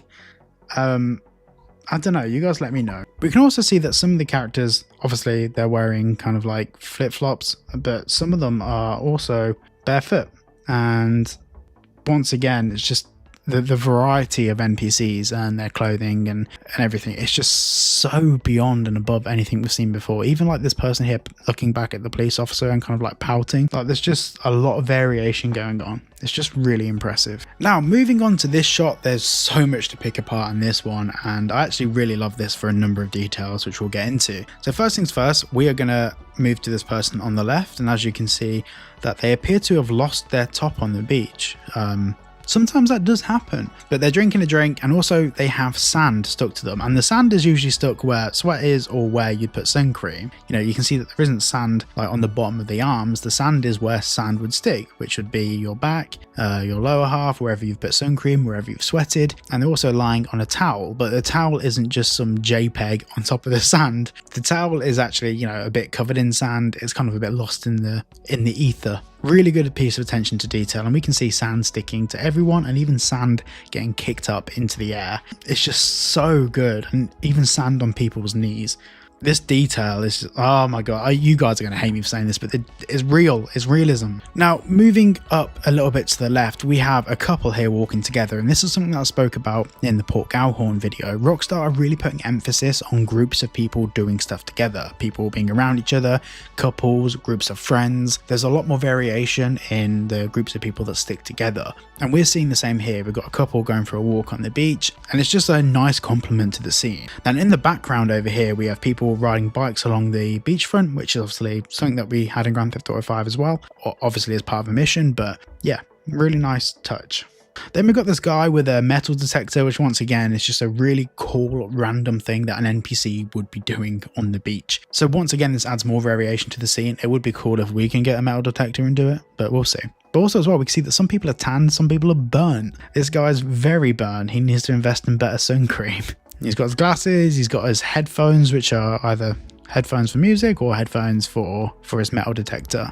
Now, looking at the underside of the lifeguard kind of beach hut thing, we can see that there's a bit of corrosion underneath all the metalwork. This is just more attention to detail when it comes to metallics and how they behave in salt water and in the ocean and the sea breeze. And we have some seagulls and a towel here. The fact the seagulls are all over the place, which kind of would be expected considering that we are obviously by the sea. Captain Obvious once again striking hard. We also have these kind of flaps for the lifeguard thing, where obviously they close these flaps in the evening, and in the day they'll have a cooler with their drinks and some ice packs and stuff. And then in the background they've got some kind of oxygen tanks.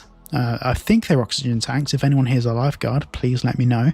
They look like oxygen tanks or bottles of water or something in the background. Then we have this person up here looking for their binoculars, making sure that no one's drifted off out to sea or drowning or anything like that. Moving down a little bit, got a person going for a run, and you can tell that, you know, when people are running, they're kicking up more sand, and when people are walking, they're only, you know, lifting up sand rather than kicking it outwards like this person is. Then we've got this ATV quad bike thing. Then we've got ocean, we've got rescue, so we've got ocean rescue, got big headlights on the front, we've got like a little float on the front there, and on the back we have probably just a box of medical supplies or something like that, or maybe float rings or something. This actually looks really cool. It's a proper little kind of farm style quad. It looks really nice, and also it has like the daytime running lights and stuff. Big fan of that. And got this dude in the background which is jacked. He looks a bit like Jason, maybe, I don't know. And looking at these characters here, you can see the sunburn, the sweat, the detail in the skin. It's just absolutely incredible. This dude's doing a bit of a good old pervin. You know, fair enough. You know, who are we to judge? I'm going to judge it though. Then we've got this person here. Once again, you're seeing all the imperfections in their skin, just looking once again realistic. We've got a person over here taking a selfie or FaceTiming someone or on a call, probably taking a selfie, big smile going on. Then we've got something that we touched on a little bit in the first trailer. So in the first trailer, we can actually see someone throwing a beer to someone else, like a can or something. And here we've got this guy over here throwing a American football. I will fight this. That is an American football. Not a football, but throwing it in the air for someone to do a catch. Really nice, and once again the movement looks realistic. It's really good stuff. And in the background, let's go over to the background here, you see a guy nodding off for his sleep on a beach chair.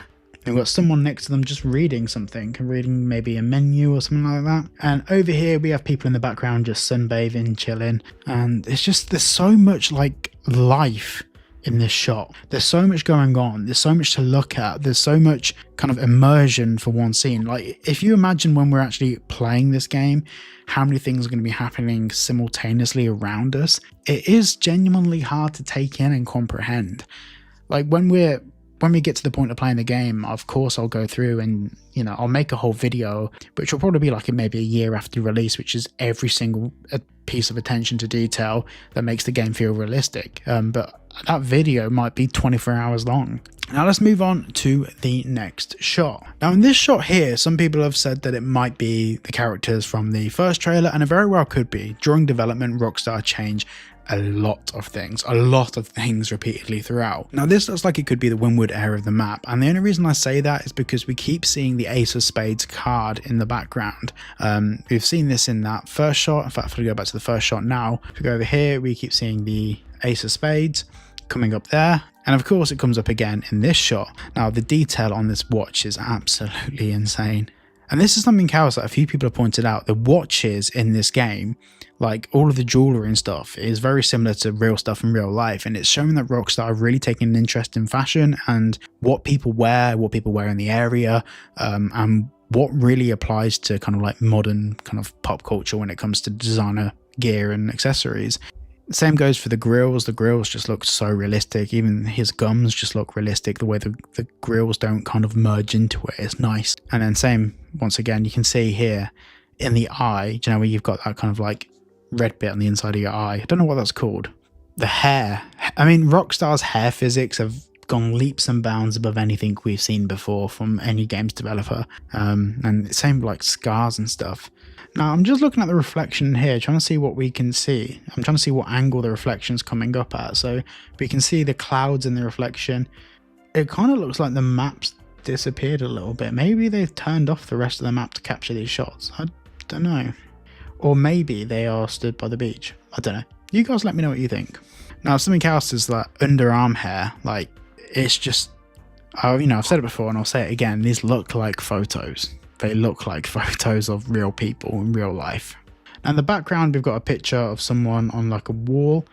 This guy kind of looks a bit like Bob Marley. Probably such a white boy thing to say, but yeah. Right, now we're going to move on to this shot. Now, this shot has so much going on in it, and it's stuff that a lot of us have been really excited for, myself especially so. So we're just going to kind of start off from the bottom left and, same as we did before, work our way through. So in the bottom left, we can see that people are playing basketball. This looks a bit like Cal, who we've seen from Rockstar's information that they've given us. It looks a lot like Cal. And it kind of looks like maybe that could be Jason. It just looks a bit like Jason. There, looks a bit like Cal. You tell me what you think. I'm not sure. But you can see that they've got like 2 drinks, one's fallen over. They're playing basketball. Now, 3v3 basketball is something that was rumored to be in Grand Theft Auto 6. And then we heard some information that potentially it had been removed. Obviously, this Rockstar wouldn't include this in their artwork if they had removed it, especially with Vice City having their own basketball team. It looks like this is in the game to stay. We can also see like leaves and stuff down here, just more detail.